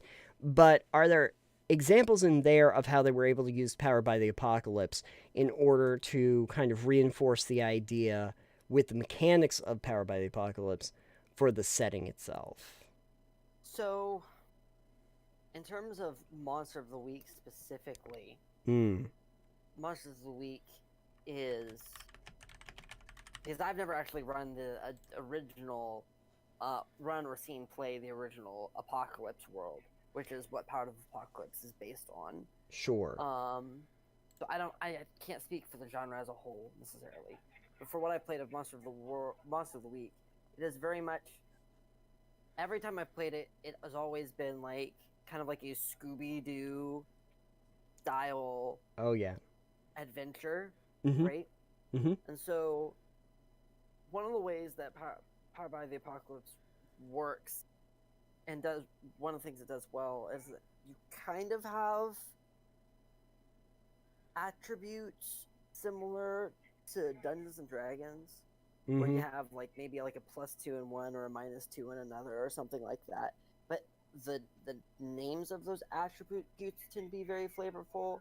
I think in Monster of the Week, it's like cool, tough, weird, and like 2 others. But they're like they're very much investigative, and so even like the skills set the tone of you're not really supposed to be like fighting things, you're supposed to be solving mysteries type of stuff. Oh right? sure. Yeah. And so there aren't really a lot of combat classes. I don't love using that term, but like there aren't really like a lot of combat centric characters in Monster of the Week either. I mean, you've got like the wizard and things. Sure. That can do some limited fighting, but for the most part, a lot of the abilities are based around asking questions, getting information, stuff like that. And so Gotcha. it really pushes this idea. I wouldn't say push. It encourages a style of play, let's say, that is about not just fighting everything, right? Yeah. Fighting everything is not the way to solve your problems, and more likely than not is going to get you killed or seriously hurt. Yeah. Yeah. I do see more systems that are kind of trying to find ways to utilize that as a mechanic. So, yeah. And I think with some systems, I don't think this is true with all systems, but especially with games like Powered by the Apocalypse, where things tend to be a little bit more rules light, a lot of the flavor does a lot of the heavy lifting on setting the scene and setting the tone. Sure. And so that is one thing. That's one of the things I liked about you guys talking about the One Ring, is doing the fellowship phase and the adventure phase. That is very flavorfully epic fantasy, and that is very specifically flavorfully Tolkien fantasy. And Sure. so, I don't know, that just even like the choice of the words that you use can evoke a very particular image.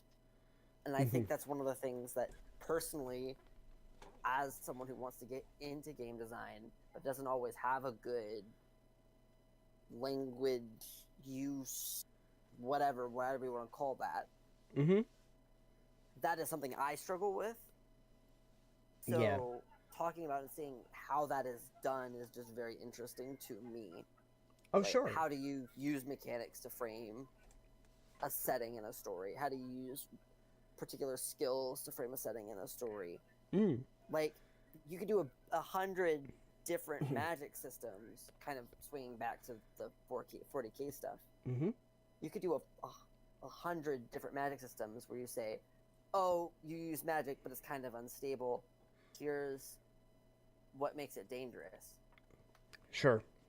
But with 40K, tying it to, I don't remember what it's called, but the psychic phenomena, and tying it to It's Perils of the Warp. Perils of the Warp. That's such a good name, right?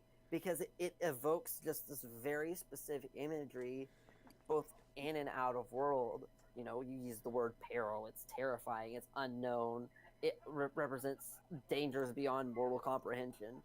You use warp, which, like, just generally has a negative connotation of changing the world and morphing it to be something that it's not, or making it unstable. That specific choice of words alongside this instability mechanic with magic is so good. Right. Right? Oh, sure. Sure. So I think it takes a game like that, an RPG like that, is very clever. When you have this nice crossroads between what you want the mechanic to do and what you want the mechanic to kind of evoke, and how the language of the mechanic is presented and how it evokes that feeling. I feel like that's something that gets lost a lot in some of the more modern art piece style RPGs as well, where it's like,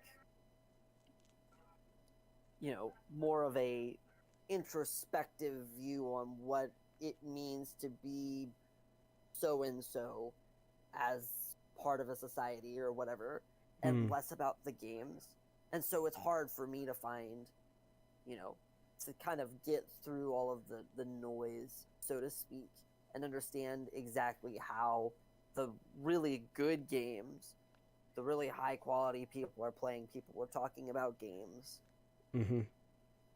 get to the point where they're so powerfully creating this imagery and this story and this narrative with very little, you know, language on their part, where there are words that are doing so much heavy lifting or mechanics or skills or what have you. Yeah. It's funny because we were just looking at some playtest material for the next episode from Wizards on 1D&D, and one of the things that we kept coming across, I think Alex said this on a couple of occasions, was that they get wordy for reasons. Very. Yeah.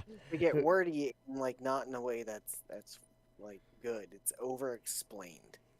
Yeah.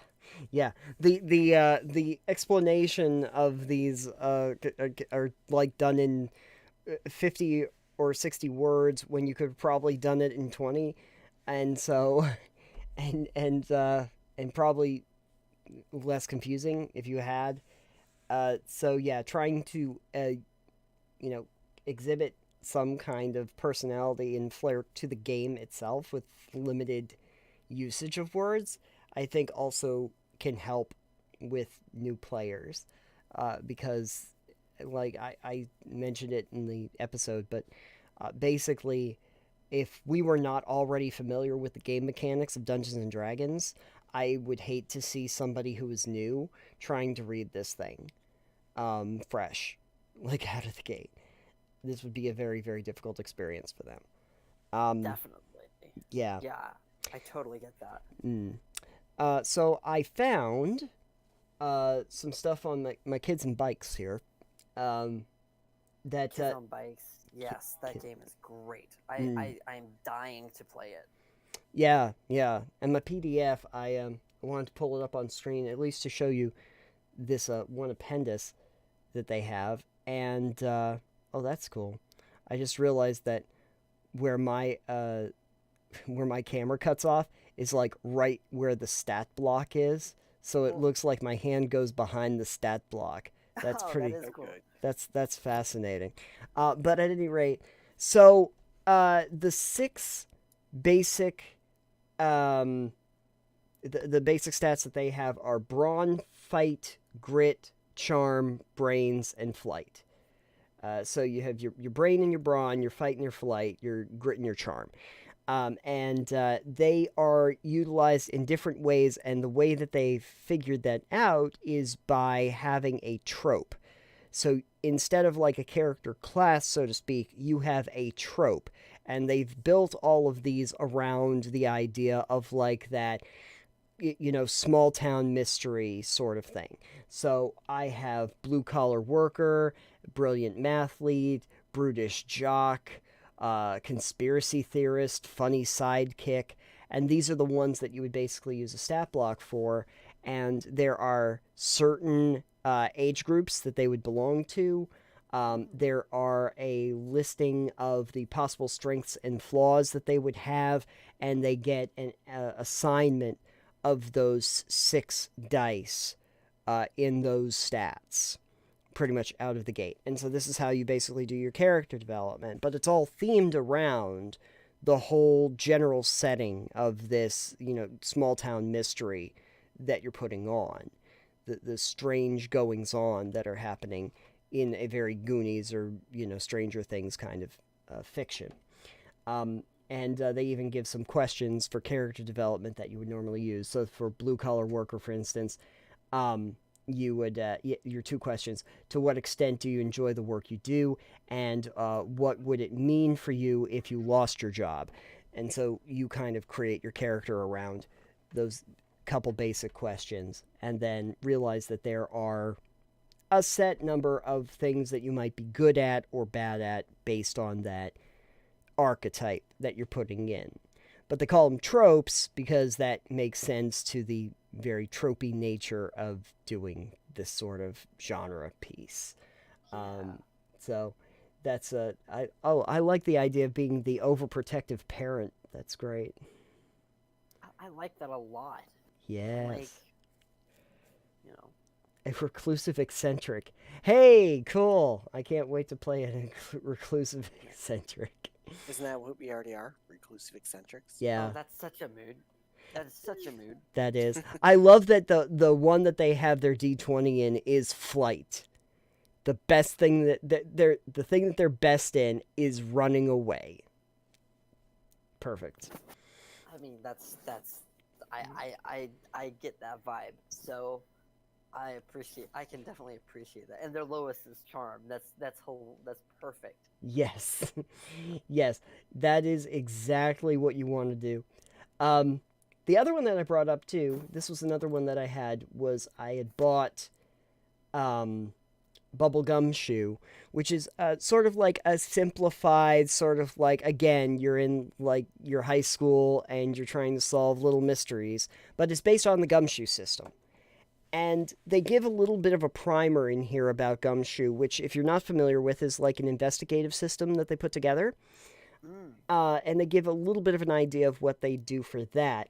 And what they have is a list of abilities, basically, that you get. You buy points in those abilities at the beginning of the game. You add a few points to them for each after each adventure. And the total number you've bought in a building is its rating. So instead of actually having rolls for this, though, you create pools So, like for instance, if you have athletics that's 5 and you spend points for that ability, you're spending it from the pool to actually do something. Like you're exerting a certain statistic in order to continue the investigation or get clues.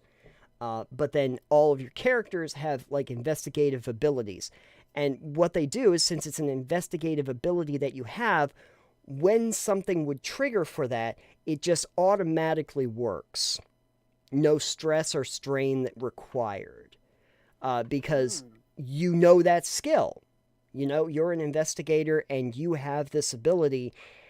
If it would trigger in the game, it just automatically triggers because it wouldn't make any sense for you not to. You're doing an investigation and you know something specific. So even if you only have a rating of 1 and a pool of 0, it will work. So, and that can be certain dialogue things or triggers that will pop up. Certain traits that you have that would be like unlockable dialogue options. I'm thinking it's kind of similar the way I understand it to like in Fallout, where you would have certain traits that you could take and you would see those options come up in dialogue, and it would make it much easier to get through dialogue trees if you had something that was pertinent to that specific interaction. They have something similar to that. And this is all themed around the idea of being an investigation type of game. So I found that was really interesting. And then, of course, your general abilities are things like driving and sneaking, and there's difficulty ratings for that. And you have interpersonal abilities that work like the investigative abilities, except with people instead of crime scenes. So this is how you actually interact with people, because again, we're doing investigations. It's not so much focused on the idea of combat. We have to figure out how to deal with the interaction of people. So much of this is based on that as a whole range of abilities that you have, because you're doing investigations. There are a bunch of different settings that use the gumshoe system, but they're all basically in the vein of doing investigations themselves. So it makes sense for that system to have the mechanics around literally just the talking and the culmination of information, because that's what you're trying to accomplish. So in some ways, those mechanics do fit. And I did like the idea of just having certain abilities that just work, because you have to be able to make something work if you know how to do a thing. Right. Yeah. That's interesting. I really like that. I might have to explore this gumshoe system a little bit more and see if maybe I can find us a game where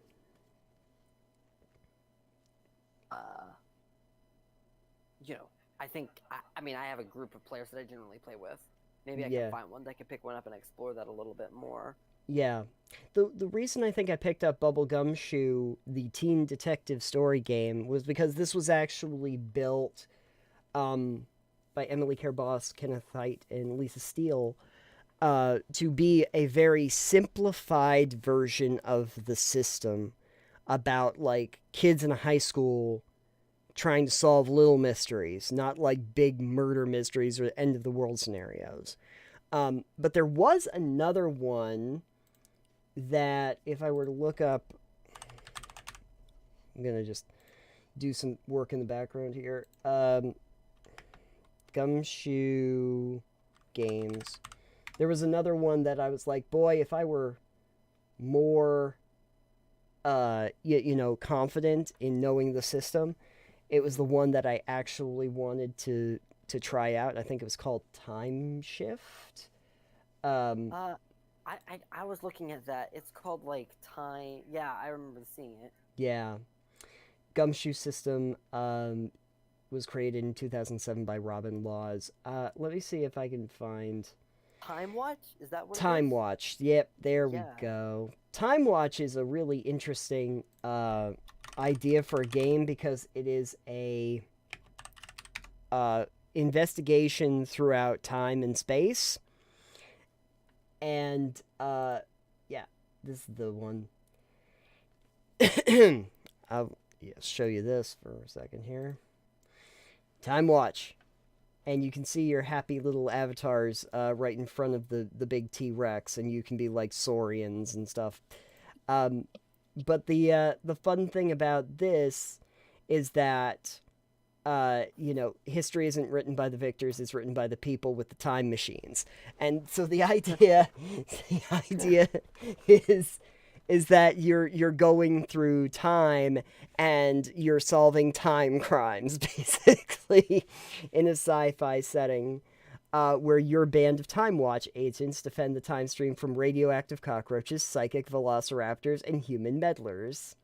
Of course. And you go back in time to help yourself in a fight, thwart your foes by targeting your ancestors, or gain a vital clue by checking a scroll out from the Library of Alexandria.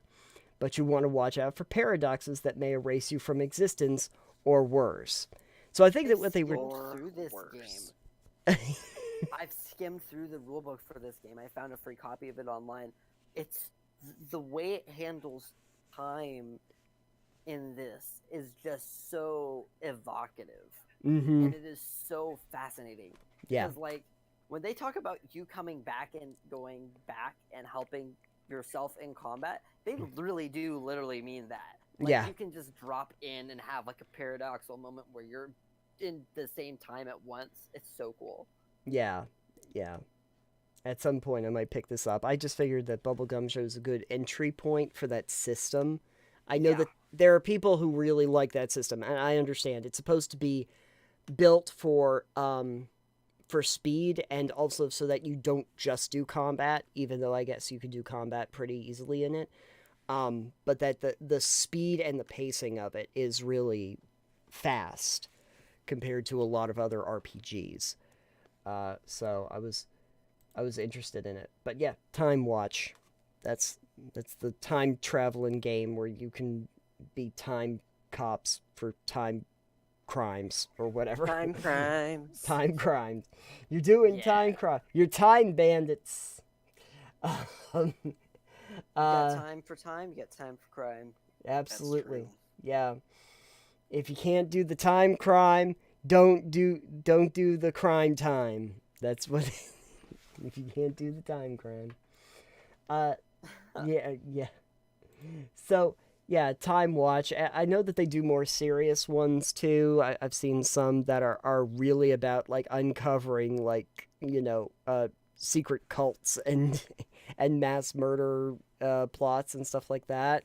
But yeah, Time Watch sounded really interesting and has, I guess, something like that where it's really fast might help out a little bit in the general setting of trying to like go through time and all of that, to make it just quicker. But yeah, those were a couple ones that just came to mind in how they interact with the mechanics in the game with the storyline that's being evoked. One of the things I think I mentioned, we talked briefly about in that episode too, was that systems, Gumshoe's kind of one of them, Powered by the Apocalypse would also be that, they're not really setting specific themselves, so how you actually utilize them in a game is really, up to the people that are utilizing the system. You have a certain set for the dice and everything, but you might have to just model it or put some sort of a facade over it in order for it to make sense. I think D&D these days really falls into that category as well. It's like, Yes. it's kind of a fantasy game, but not really anymore. It's really more like it's almost like a setting agnostic type of game. And I Yeah. think that's intentional Mm-hmm. because, if you can do anything with it, it attracts more people to the hobby and stuff like that. Oh But yeah. I recently was reading some stuff which kind of inspired the initial question in the first place, Mm. talking about how even in a setting agnostic game, it makes assumptions about, the kind of things you'll be doing while you're playing. Mm-hmm. D&D is setting agnostic, but Sure. it assumes that you're going to be doing a lot of combat. Like, Yeah. it's a main pillar of the game. It's very focused on combat. It just assumes that's the direction that most of your time is going to be spent on.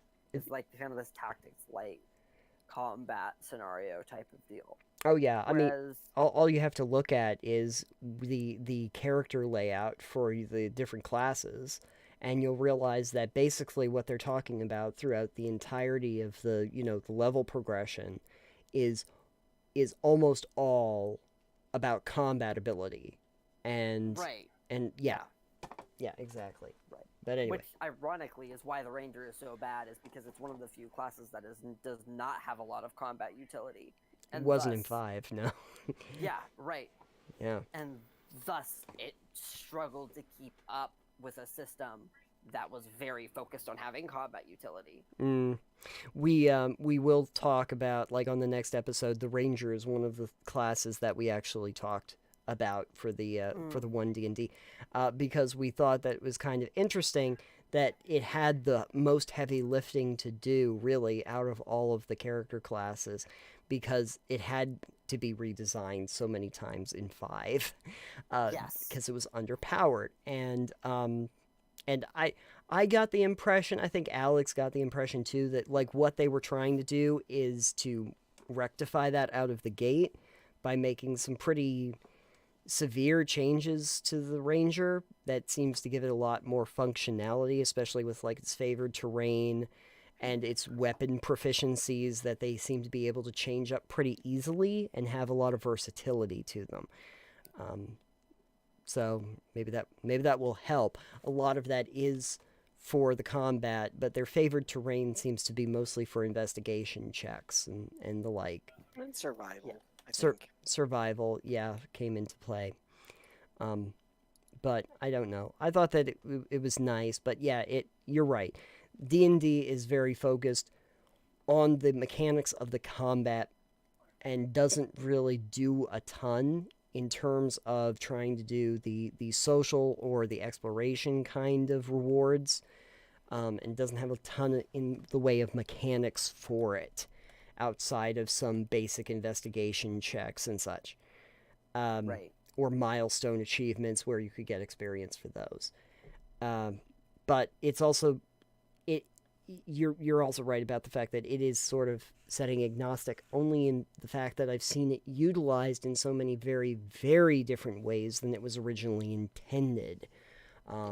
Ether Sea, which was the Adventure Zone adventure that they ran, they used D&D for that one, but it was a completely different setting, and the classes that they used were still the classes from D&D, and the subclasses that they used were fairly new ones, but they framed them around specifically what their setting was. One of the examples I would give is Clint was playing a Swarm Master Ranger.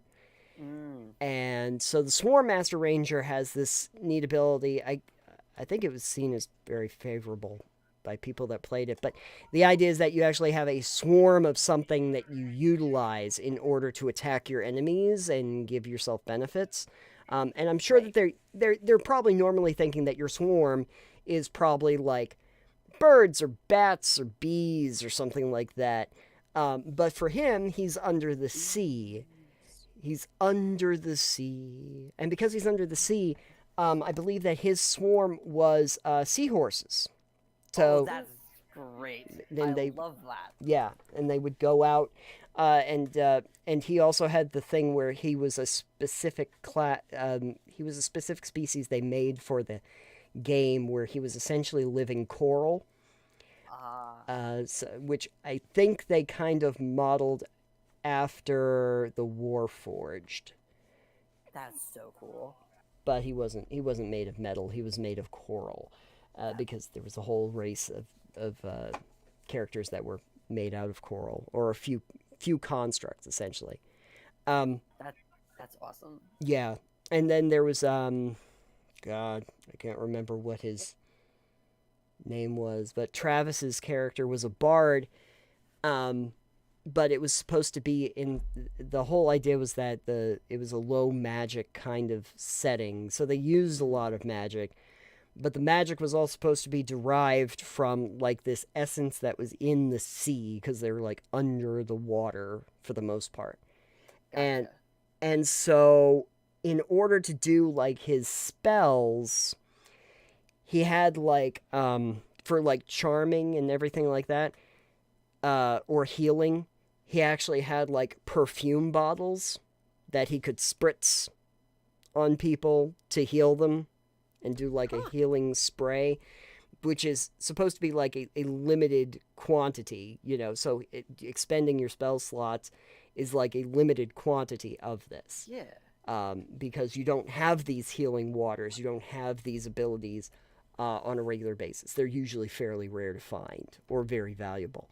Um, so they took the basic setting and the basic mechanics of the game and they reframed them for the game that they were running, and then they added in some new mechanics that were based on the world that they were building. One of the ones that I think I've talked about on the show, but Griffin had this readiness rating, and it was based on you having a ship and going out on missions. Like the whole campaign was based on this idea of they would take a job, they would get their ship ready, and they would go out on the mission to get paid basically. Yeah. Gotcha. And so before they left, though, there were a bunch of factors that went into their readiness rating, and you would get pluses or minuses based on a bunch of different factors, what kind of rations you were bringing with you, stuff that happened during the adventure, if you bought any upgrades for the ship. And then before they go out, he would have one of them roll a D100. And when they would roll that D100, you'd take that, you would add your readiness rating, and you would get a number. That number would spawn some kind of an event between the time that you left and the time that you arrived at your destination.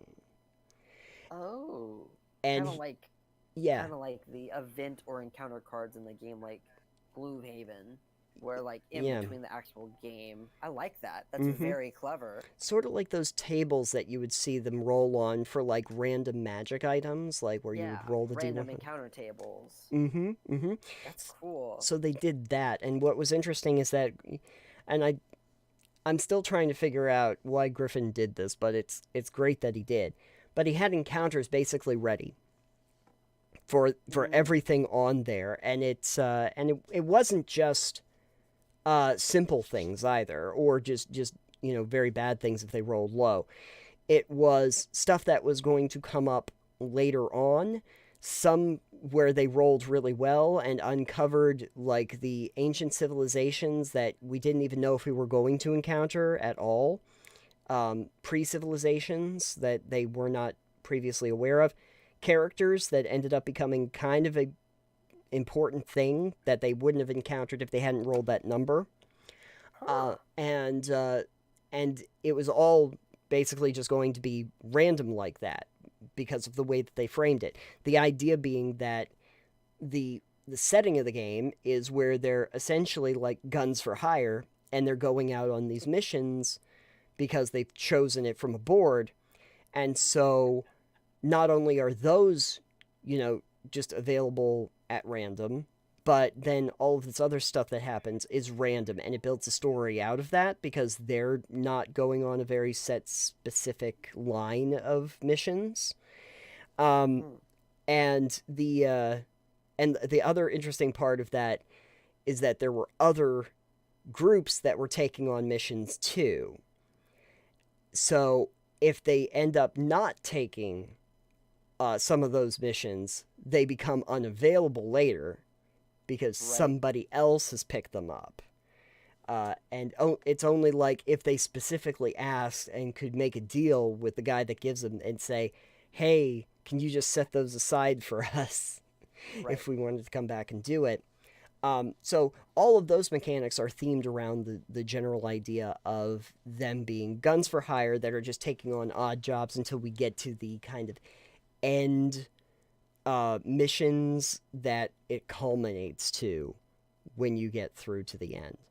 And I thought that was cool because they created more randomness out of it from that. So, but they did it in D&D. They just had to Right. modify it. They just had to modify D&D. Yeah.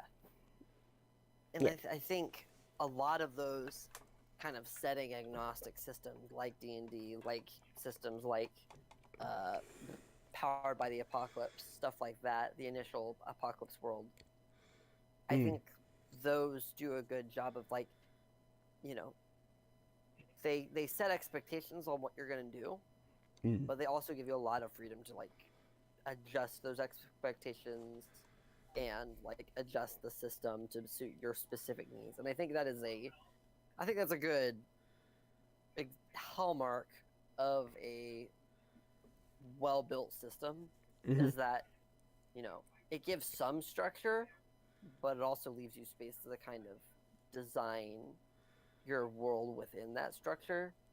Whereas a lot of like truly universal system type game pieces like Fate or Cortex or stuff like that, you know, it provides no structure whatsoever. It just basically gives you rules toys and says you figure out what to do with them, and that doesn't always work very well. So it's one of the things I do like about the like D&D and stuff like that, is that they are structured in such a way that they provide like a foundation to basically do whatever you want with, but also, you know, if someone tells you you're going to play a game of D&D, you know what the expectations are.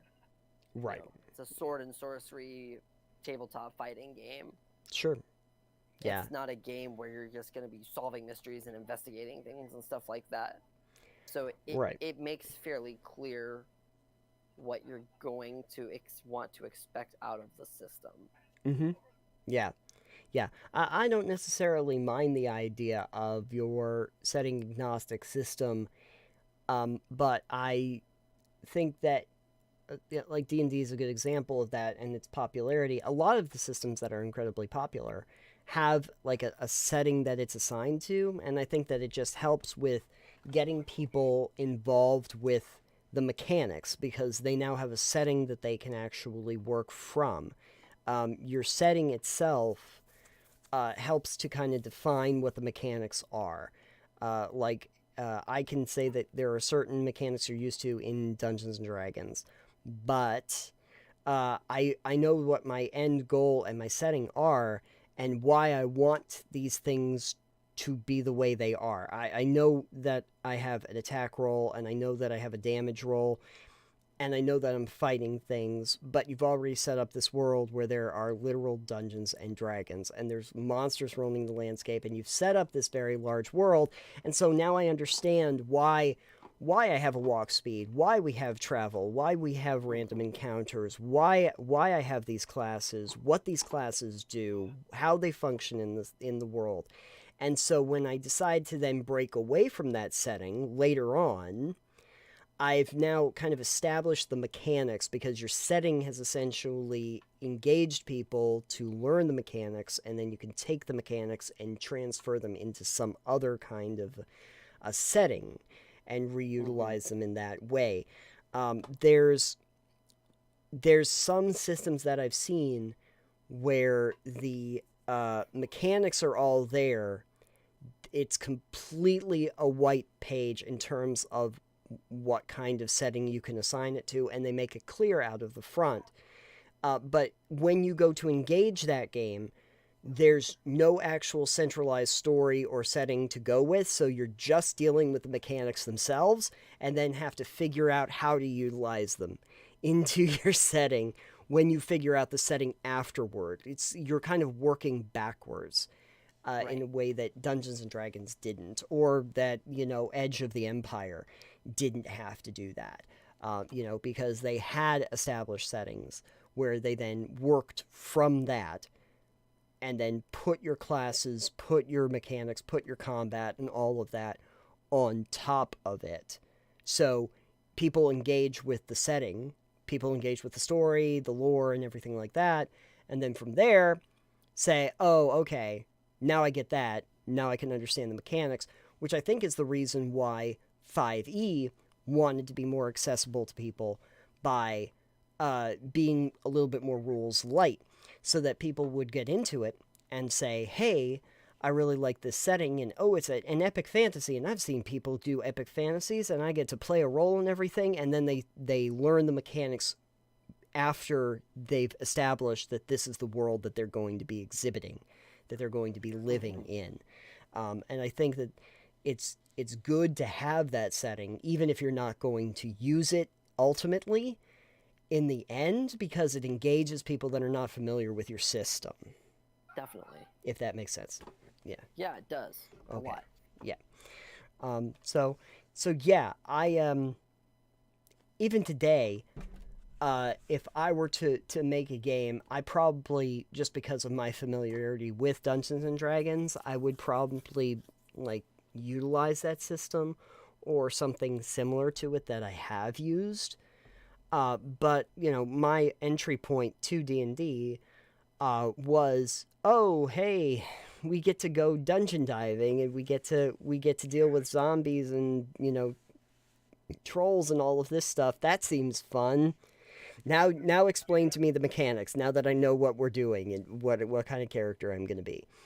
And in like 3.5, my first character was a ranger, and so immediately when I think about the ranger, I was like, oh, like Aragorn? Yeah, sure, why not, man? Like, kind of like Aragorn. Ah, sweet, because you have a frame of reference. Right. And immediately you're like, oh, I get this frame of reference. I understand how this character works. I can be like the Legolas. Yeah, you can be like the Legolas. Exactly. Yeah. And those are really important, I think, for a lot of those, even like, not games based on an IP, but Yeah. especially for ones that are, right? Yeah. Yeah. When people talk about D&D, whether they realize it or not, they are imagining basically a Renaissance era fantasy, Yeah. right? So, and like when people talk about Lord of the Rings, they're talking about Legolas or Aragorn. Mm-hmm. Those are the characters they have in their heads. And Yeah. so that process is so important. Meeting player expectations is important, and it's really hard to do, right? Because Yep. if you expect one thing Mm-hmm. and the players expect another, like that communication can be the difference between making a great game and making one that barely anyone notices. Mm-hmm. Not because what you've created isn't necessarily bad, but it doesn't match up with the interests of the people who are going to actually play the system, Mm-hmm. or B, it doesn't match up with what you actually expected, right? Mm-hmm. Because you had a different interpretation of what you were working on. So, like, and kind of the kids on bikes leaning into those tropes, as long as you don't do it too much, is really useful, right? Sure. Because that's another good way to reinforce a setting, is like, character tropes. Yeah. In fantasy, you're gonna have warriors and wizards and clerics and, thieves and stuff like that. Yeah. In a small town, you're gonna have your blue collar workers and your kids who aren't in school, and your nerds and jocks and whatever. Mm-hmm. So using those expectations to not necessarily explain, but make the rest of the rules easier to digest, Mm-hmm. I think is just a good, nice, solid way of kind of not necessarily like wrapping up a project, but it just lends some weight and some umph to a project that isn't necessarily there. Yeah.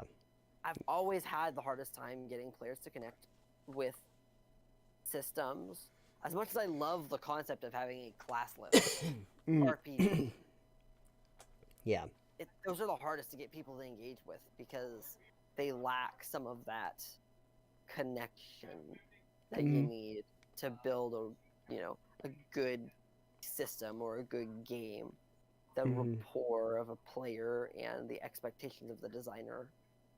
Whether you're talking about, the designer in terms of the person who actually designed the game, or the designer, the person who made the campaign, or the sys game, or the session, or whatever, right? The GM. Yeah. Yeah. Yeah. I can see that. Yeah. I like I think like when we were talking about kids on bikes, there's this even if they don't really suggest it, because kids on bikes actually is not necessarily setting specific. Even though like Strange Adventures have actual missions that you go on, but they make it very clear, like at the beginning, that it can really be any time period as long as like you don't have cell phones in your pocket, as long as that's not specifically a thing, because it kind of ruins the whole atmosphere. But that there has to be some distance in communication, and you can't have like choppers on the town inside of a matter of like 2 minutes. Like there's just a few things that have to happen in order for the atmosphere to work. But besides that, it really could take place in the 40s, the 60s, the 80s. It could take place in modern day in rural America. But something that is very useful in a system like this is to give people a framework of a reference, even if it doesn't do that. So, like, if I were to tell people about kids on bikes and they were kind of like looking at all of the mechanics of this and kind of going, I don't really know what I want to be. I don't understand what any of these are. What do I want to do? I would probably reference something like Stranger Things. And it's like, that show? Remember that show? It's set in the 80s and there's like monsters and stuff and secret government labs and things going on and psychics and things. And they'd be like, oh, yeah, that. Okay, imagine you're a character from that. What character would you want to be? I'm going to give you a framing to start. Okay, who do you want to be? You want to be Hopper? Okay, well, let's see if we can find an archetype for that and then work the mechanics out past that. Because you need to have some kind of a framing that they understand to start. And so I think that even if the system doesn't present you with the setting, reflecting that there's a setting that you could see it in helps out tremendously, so that somebody has a frame of reference when they first pick it up. Because you're going to have to give this to people that are not familiar with it at some point. And they're not going to know what to do with it. Unless you tell them. Real, like, truly setting agnostic systems, if you just put the whole rule system down in front of them and had them figure it out, in the back of my head when I see that, I'm just trying to do like math calculations of the mechanics with no actual visuals to work with, no narrative, no story, nothing like that. And so it's almost it's almost more beneficial to just make sure that there is a setting that you can apply to it, that also explains to people how the mechanics work and how the game functions, even if you're not going to necessarily utilize it. Because it's going to give people an idea of what their end goal, what the atmosphere is, which is more important than maybe some people might think, who really love the mechanics. And the mechanics are great, but um, that setting, that atmosphere, that world building part is such an entryway for people to understand why the mechanics are even there in the first place. It's the reason why a lot of board games have some kind of theme around it. You know, Ticket to Ride doesn't necessarily need to be about trains, Right. but But that's what makes it easier to Yeah. understand what's going on, exactly, right? exactly. Like you could have applied the basic principles of that game to anything, really. I mean, what are you trying to do? You're trying to make a line, the longest line you can from point A to point B. You don't have to do that with trains, realistically. Carcassonne, I mean, if I just took the whole framework of trying to, get lands and roads and castles and everything, and I set that off to the side, and I basically just put numbers to them or letters to them, and say A goes to B, B, or A goes to A, B goes to B, C goes to C, etc., and you claim these particular things. It would probably function basically the same way, but people wouldn't really know what the point was Right. of doing it. It doesn't really register to them. Because it starts to look like Sudoku, and, and that's fine, but it might not really engage people in a way that's meaningful to the average player.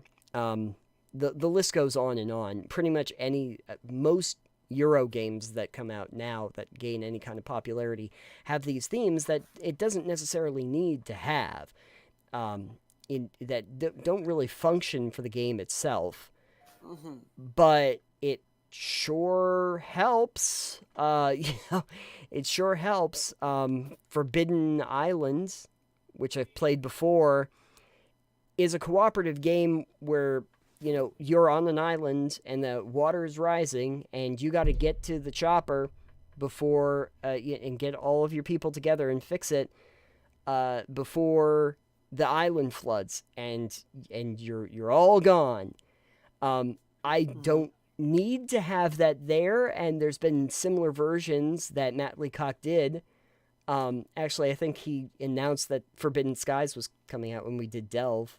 When he was on the show, but similar fashion with different settings, I could take that back to just the numbers and the math of it all without any of that setting. But most people would kind of go, all right, so what's the point? Is this like a word search or a cross? Like, I don't know. I'm moving my pieces around the board before the magical number gets to 10, and we're all dead. Is that what happens here? Right. Yeah. Yeah, it definitely helps to have that setting. Yeah.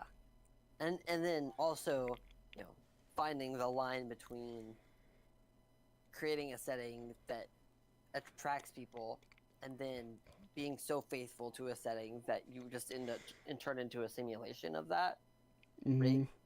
Because there are games that do that. Yep. The most famous of which is I think it's called Axis Allies.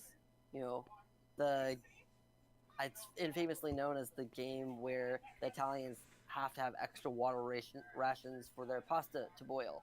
Oh boy. Yeah, it's Great. If you haven't heard of it, it's a very complex war game that takes something like 15,000 hours or 1,500 hours to play a single game of, and is entirely too long and too complicated for most people to ever reasonably get through. Probably the reason it didn't take off. Exactly. Right? But Yeah. it focused so much on being a simulation and emulating this vision of the world that it wanted so closely that it loses sight of everything else, right? So Yeah. that's definitely a challenge. How do you Right.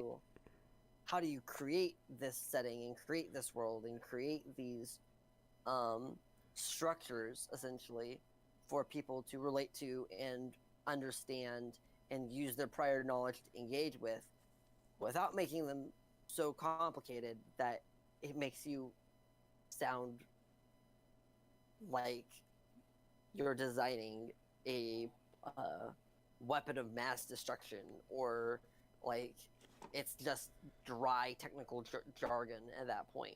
Mm-hmm. Like, where is that line? Mm-hmm. And I think a lot of games do that pretty well, but I don't know. I've always felt like whether you're talking about reinforcing mechanics with skills, or mechanics, or reinforcing the setting, or reinforcing gameplay loops, or like goals or success, or player engagement, or however you're doing it, Mm-hmm. like it just kind of seems like it's become expected that you know how to do that, right? Yeah. So figuring out exactly how all of those fairly complex systems work together between the psychology of a person, getting them to engage with the game, and the mechanics of the game, and the linguistics of a game, and all of that, getting all of that to function properly. Mm-hmm. I mean, there's a reason that games are designed by teams now, typically, and not by a single person. Mm-hmm. It just is. The complexity of that is difficult. Yeah. Not undoable, No. but it if you don't know what you're doing, and it's hard to see from the outside to the inside, like how the whole thing works, it definitely is tough. Oh, yeah. No, absolutely. I keep thinking that this is one of the reasons why everyone keeps trying to make one-page RPGs. Like something Right. so straightforward and so simple with such limited mechanics that it's easy to get people in and out, and make a setting and a mechanic that is just very straightforward and very easy to pick up and play, that they can do themselves. There was a whole thing on I think it's one of my things on my list, about basically a bunch of tips that people have put together, and like a whole like do-it-yourself for one-page RPGs. And at some point I was like, I might give that a try at some point. I don't even know what it would be, but sounds pretty neat. I've seen some pretty interesting ones over the course of time, that people will just throw out there, and with very interesting mechanics. Those are ones though where your mechanics seem to be tied far more directly to the actual setting. I think the one that you mentioned before, Axis and Allies, suffers from the fact that they got so involved with their setting that that they probably lost track of the idea that the mechanics also have to be accessible. Yes. Yeah.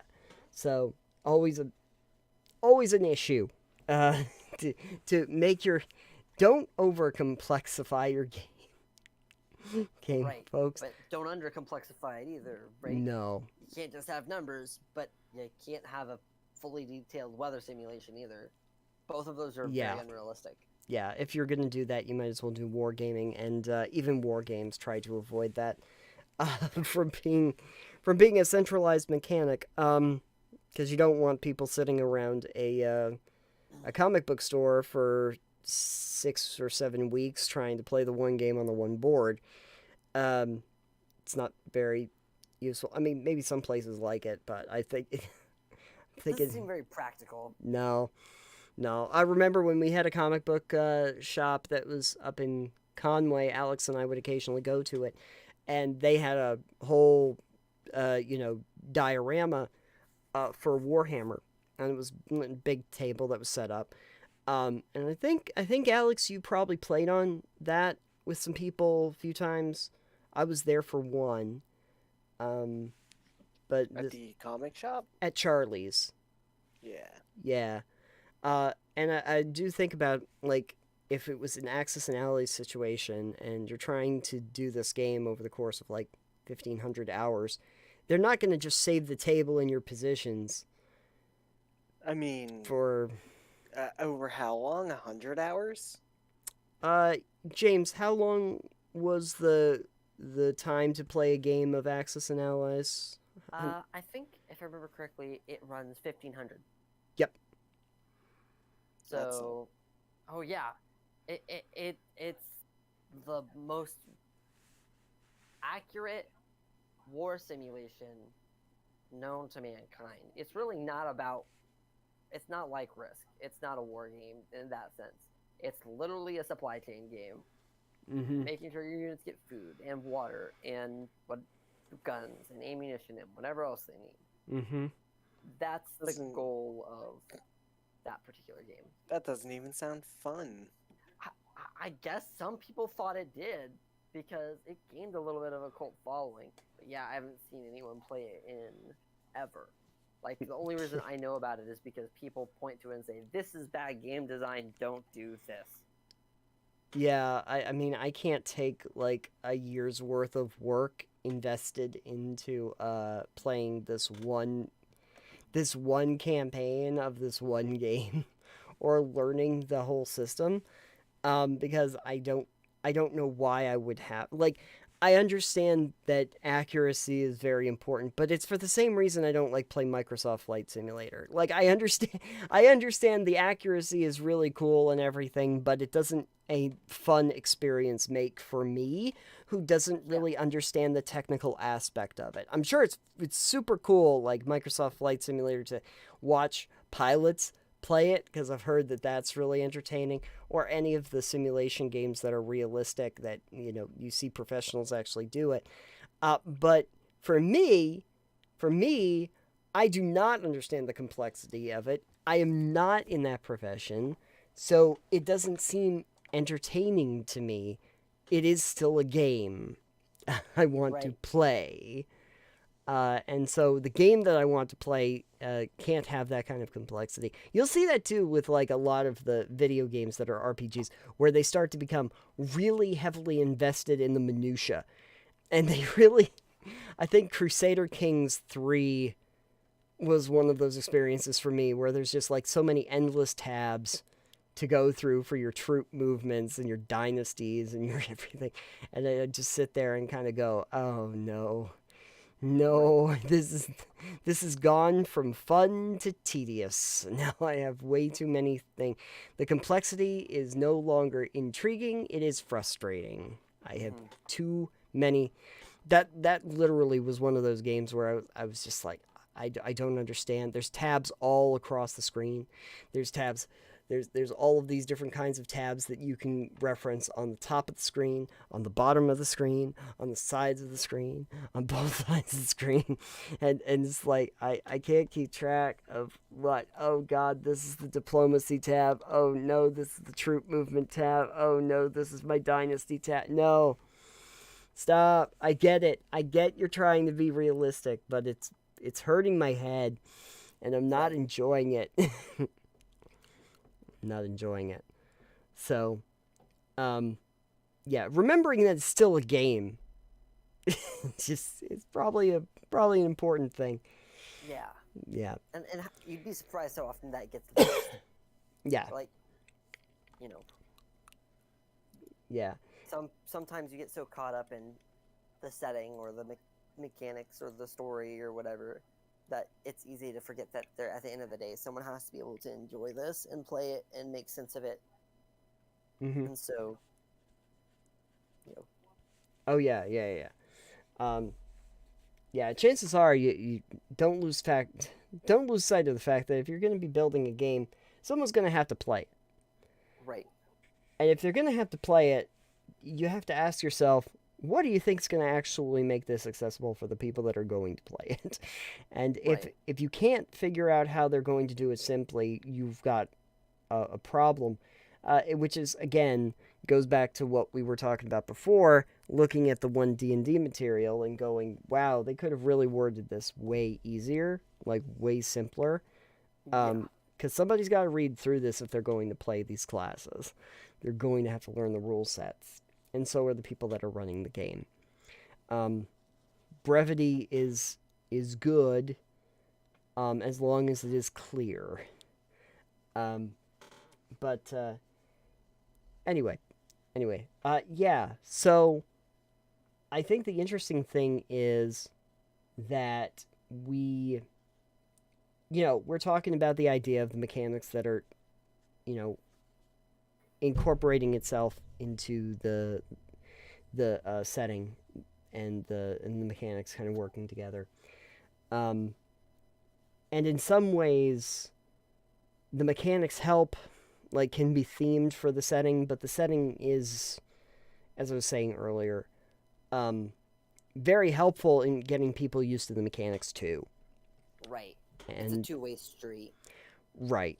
And the relationship between those is a hard thing to communicate, I feel, for some people, where they see them as very disparate from each other and not interlocutors, where you kind of have to have them work together. Even if it's not going to be setting specific, you have to make it clear when you're doing the mechanics that you're not making it systems like setting specific. Right. That these things work in tandem, and you kind of have to build them, because the people that are going to absorb the game are also going to be seeing them in tandem. They're going to be given a primer on what the setting is, and that's their introduction to the world, and then the mechanics come in to explain how they're actually interacting in the world. But they work together. They're not independent of each other. Or if they were, you'd either be like doing a math problem, or you would be watching a movie. And we're not doing those things. We're not doing those things. I'm not looking at a map of the world, or a painting that you made where it's just all literally setting. And I am also not solving a math equation or have an abacus out as if it's all mechanics. The game works differently than that. You have to have both of these things working in tandem. And so, the understanding of that, I think it would be very helpful. Would be very helpful for folks out there. You really should know what your setting is, and you should really know what your mechanics are, but they do not exist in a vacuum. Right. They Yeah. don't exist in a vacuum. Yeah.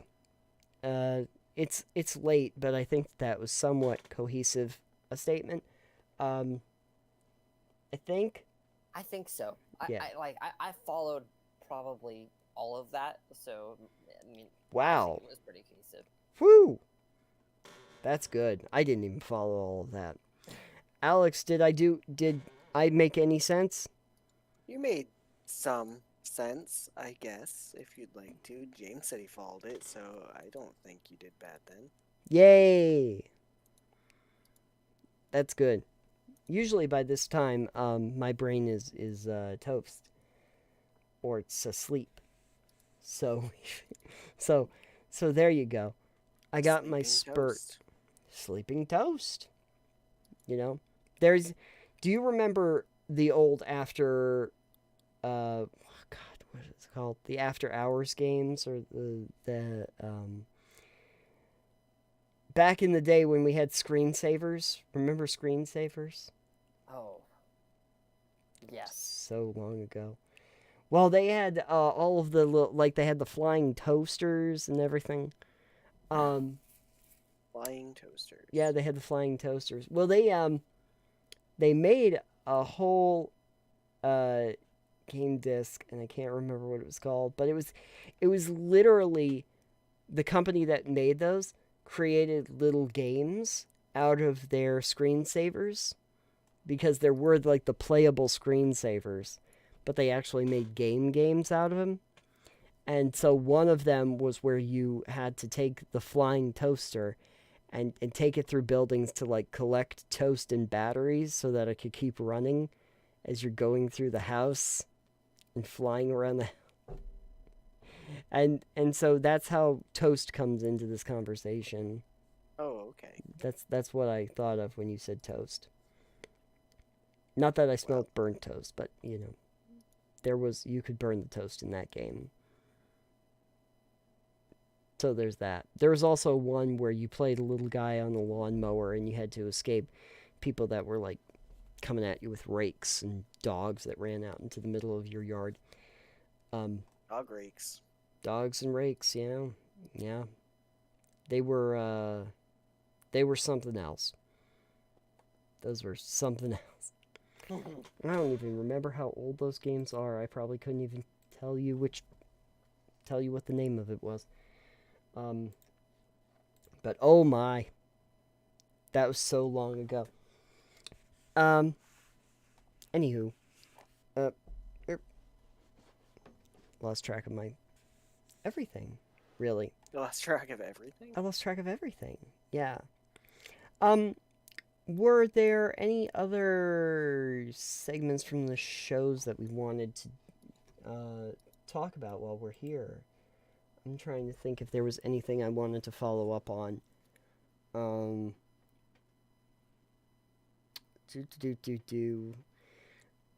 Taking a moment.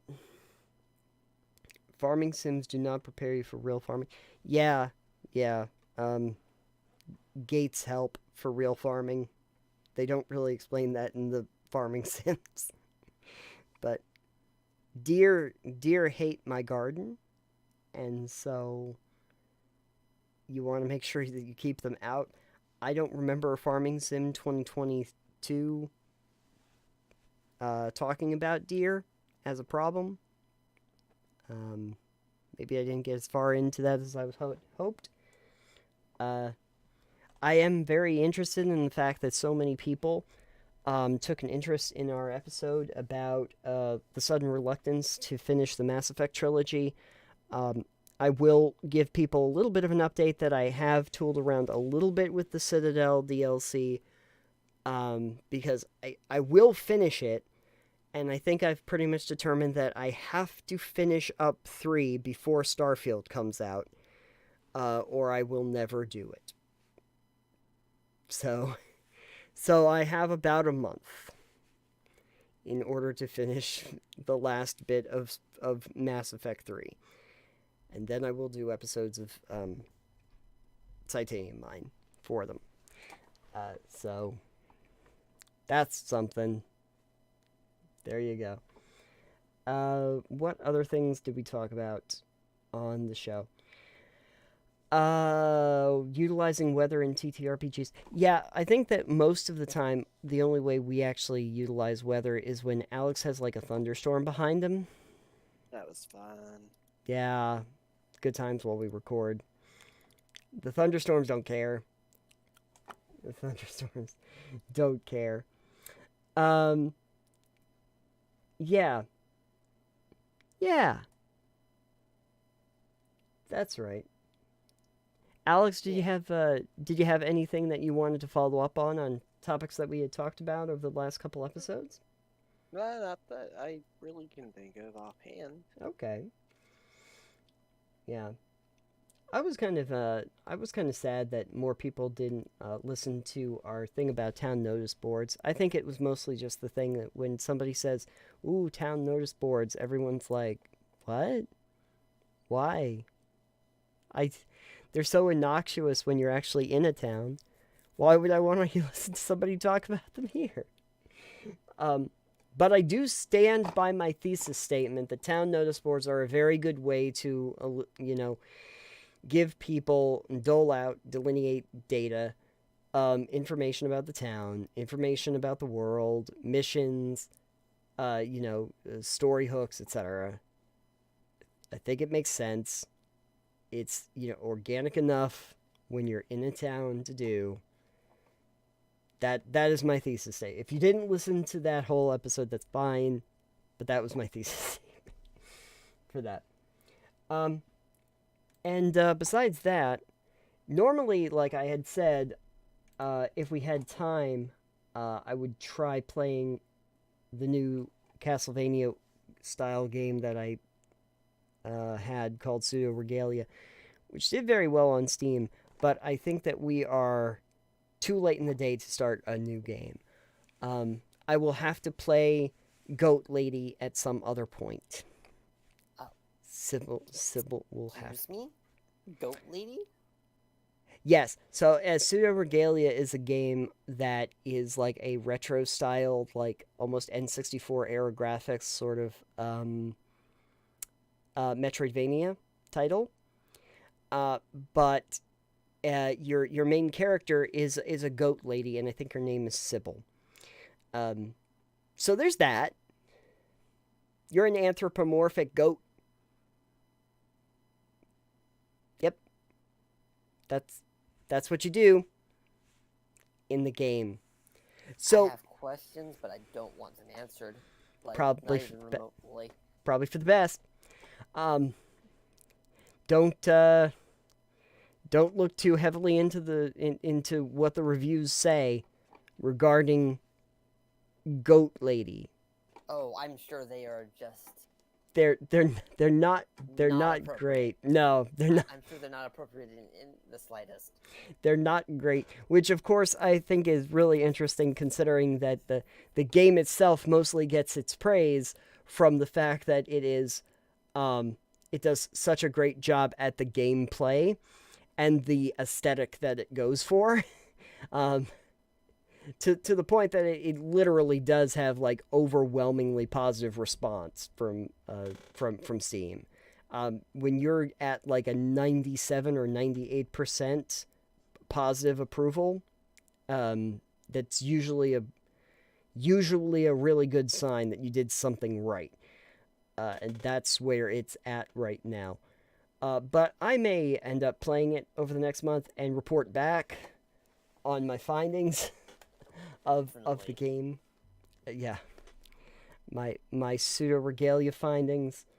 I did just recently try playing another game that I had picked up called Merchants of the Six Kingdoms, and that one's I'm gonna have thoughts on that once I actually play it a little bit more. But the idea is that that's like a bartering game, but like none of your items have like an established valuation that you can see. So when you're trying to barter with other people and they say, "Oh yeah, sure, for that amulet, here's 2 doors and a boulder," and you're like, is that a good deal? Is that a bad deal? Do I have to change that?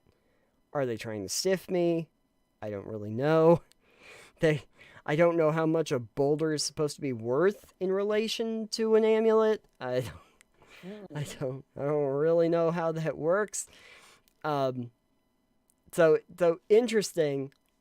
And then there are like coins too, but you keep trying to figure out like what the coins actually relate in value, because again, nothing has like established value that you can see.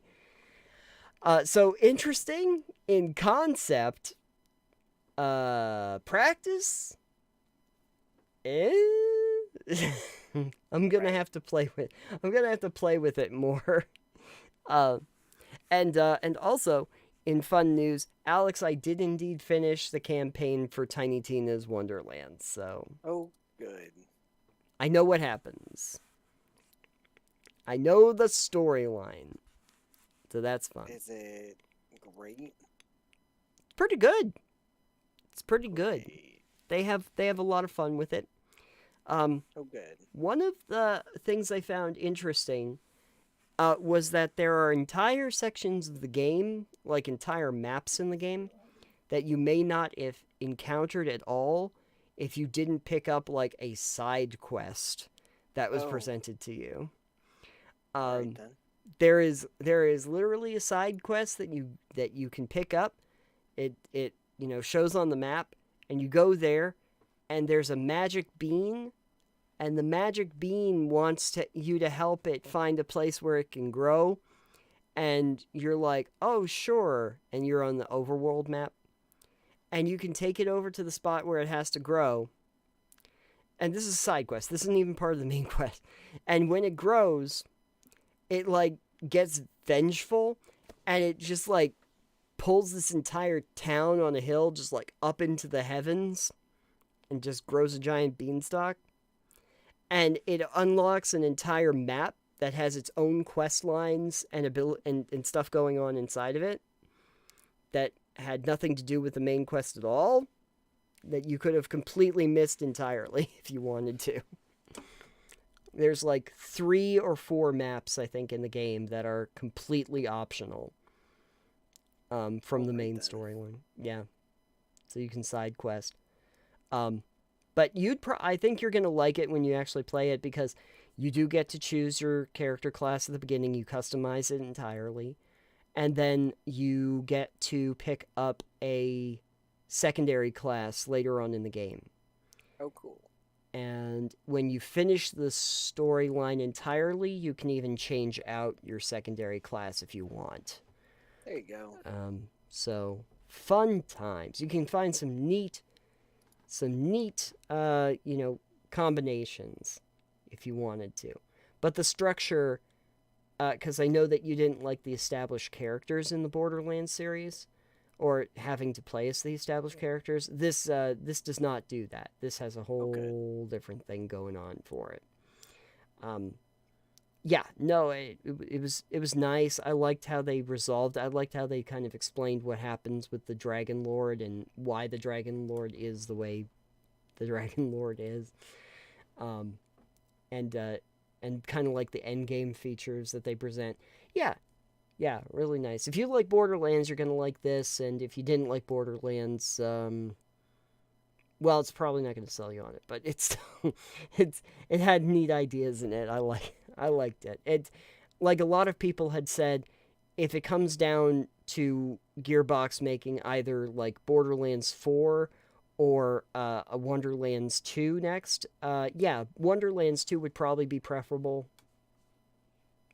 Probably a second Wonderlands is what we'd want, because it's a fun framing of doing like your fantasy shooter, and with magic spells and everything. It's cool. There's one legendary spell that I got. Oh yeah. That is kind of, I can't really utilize it to any real effect. But I thought it was just funny because it's literally where you get to shoot out a gelatinous cube. And you just shoot the gelatinous cube out and it bounces around and creates like acid spots on the ground before it goes away. I just like it's so fun, but it's also not very practical at all. But yeah, no, they have stuff like that. Themed stuff like that. Yeah, you have spells where you can like put out hydras on walls and stuff, which is pretty cool. So, yeah. Anyway, I'm out of things to say. Well then. Finally. Things and stuff and things to say. Yeah. I know, everyone's like, finally. Will he shut up? Nope. I played the cat game, and then I talked a lot. Well, I can stop talking now. 'Cause I think we have come to the end of the live show at 3 hours. Our typical length for this kind of content. Our next live show will end up being, God, now I can't remember what the day is. It will be the Saturday before Labor Day. The Saturday before Labor Day. The first? The first? Who knows? It's the second. Should be the second. Same bat time, same bat channel. And I don't really know what we're going to be doing for. It's weird because it's gonna be like a week before Starfield comes out. So whatever I end up playing is going to be overshadowed by Starfield coming out a week afterward, which will then be my month. There you go. Probably. Since I have Game Pass, I might as well just play it. I'm gonna have it, so I might as well just play it out of the gate. I'll tell you if it's any good. So we'll figure out what we're gonna do. we've got options. We've got All the options. options. Yes. And we will probably be revisiting, there's one or two more suggestions and episode suggestions that we need to get on over the course of the next month. And so we may revisit those during the live episode as follow-up as well. Because I think it's very beneficial to actually do that on these lives, where we get to actually like do follow-up work on some of those pieces. So maybe we'll do that. I don't know. But at any rate, I want to thank everybody for coming out tonight. I want to thank James. Thank you, James. Of course. And thank you to, of course, Alex and Crave for being here for Kitty Antics. Oh yeah. Yeah. Such kitty antics that they were kitty antiglish. I don't even know. I mean, it was pretty great when we broke the physics of the game, so... Cats often break physics. Yeah, they sure do.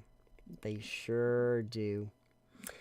And thank you to everybody that's watching this. I hope it has been informative and interesting. And if not, too damn bad. You still watched it. And thank you. Thank you to our community. We will see you next month.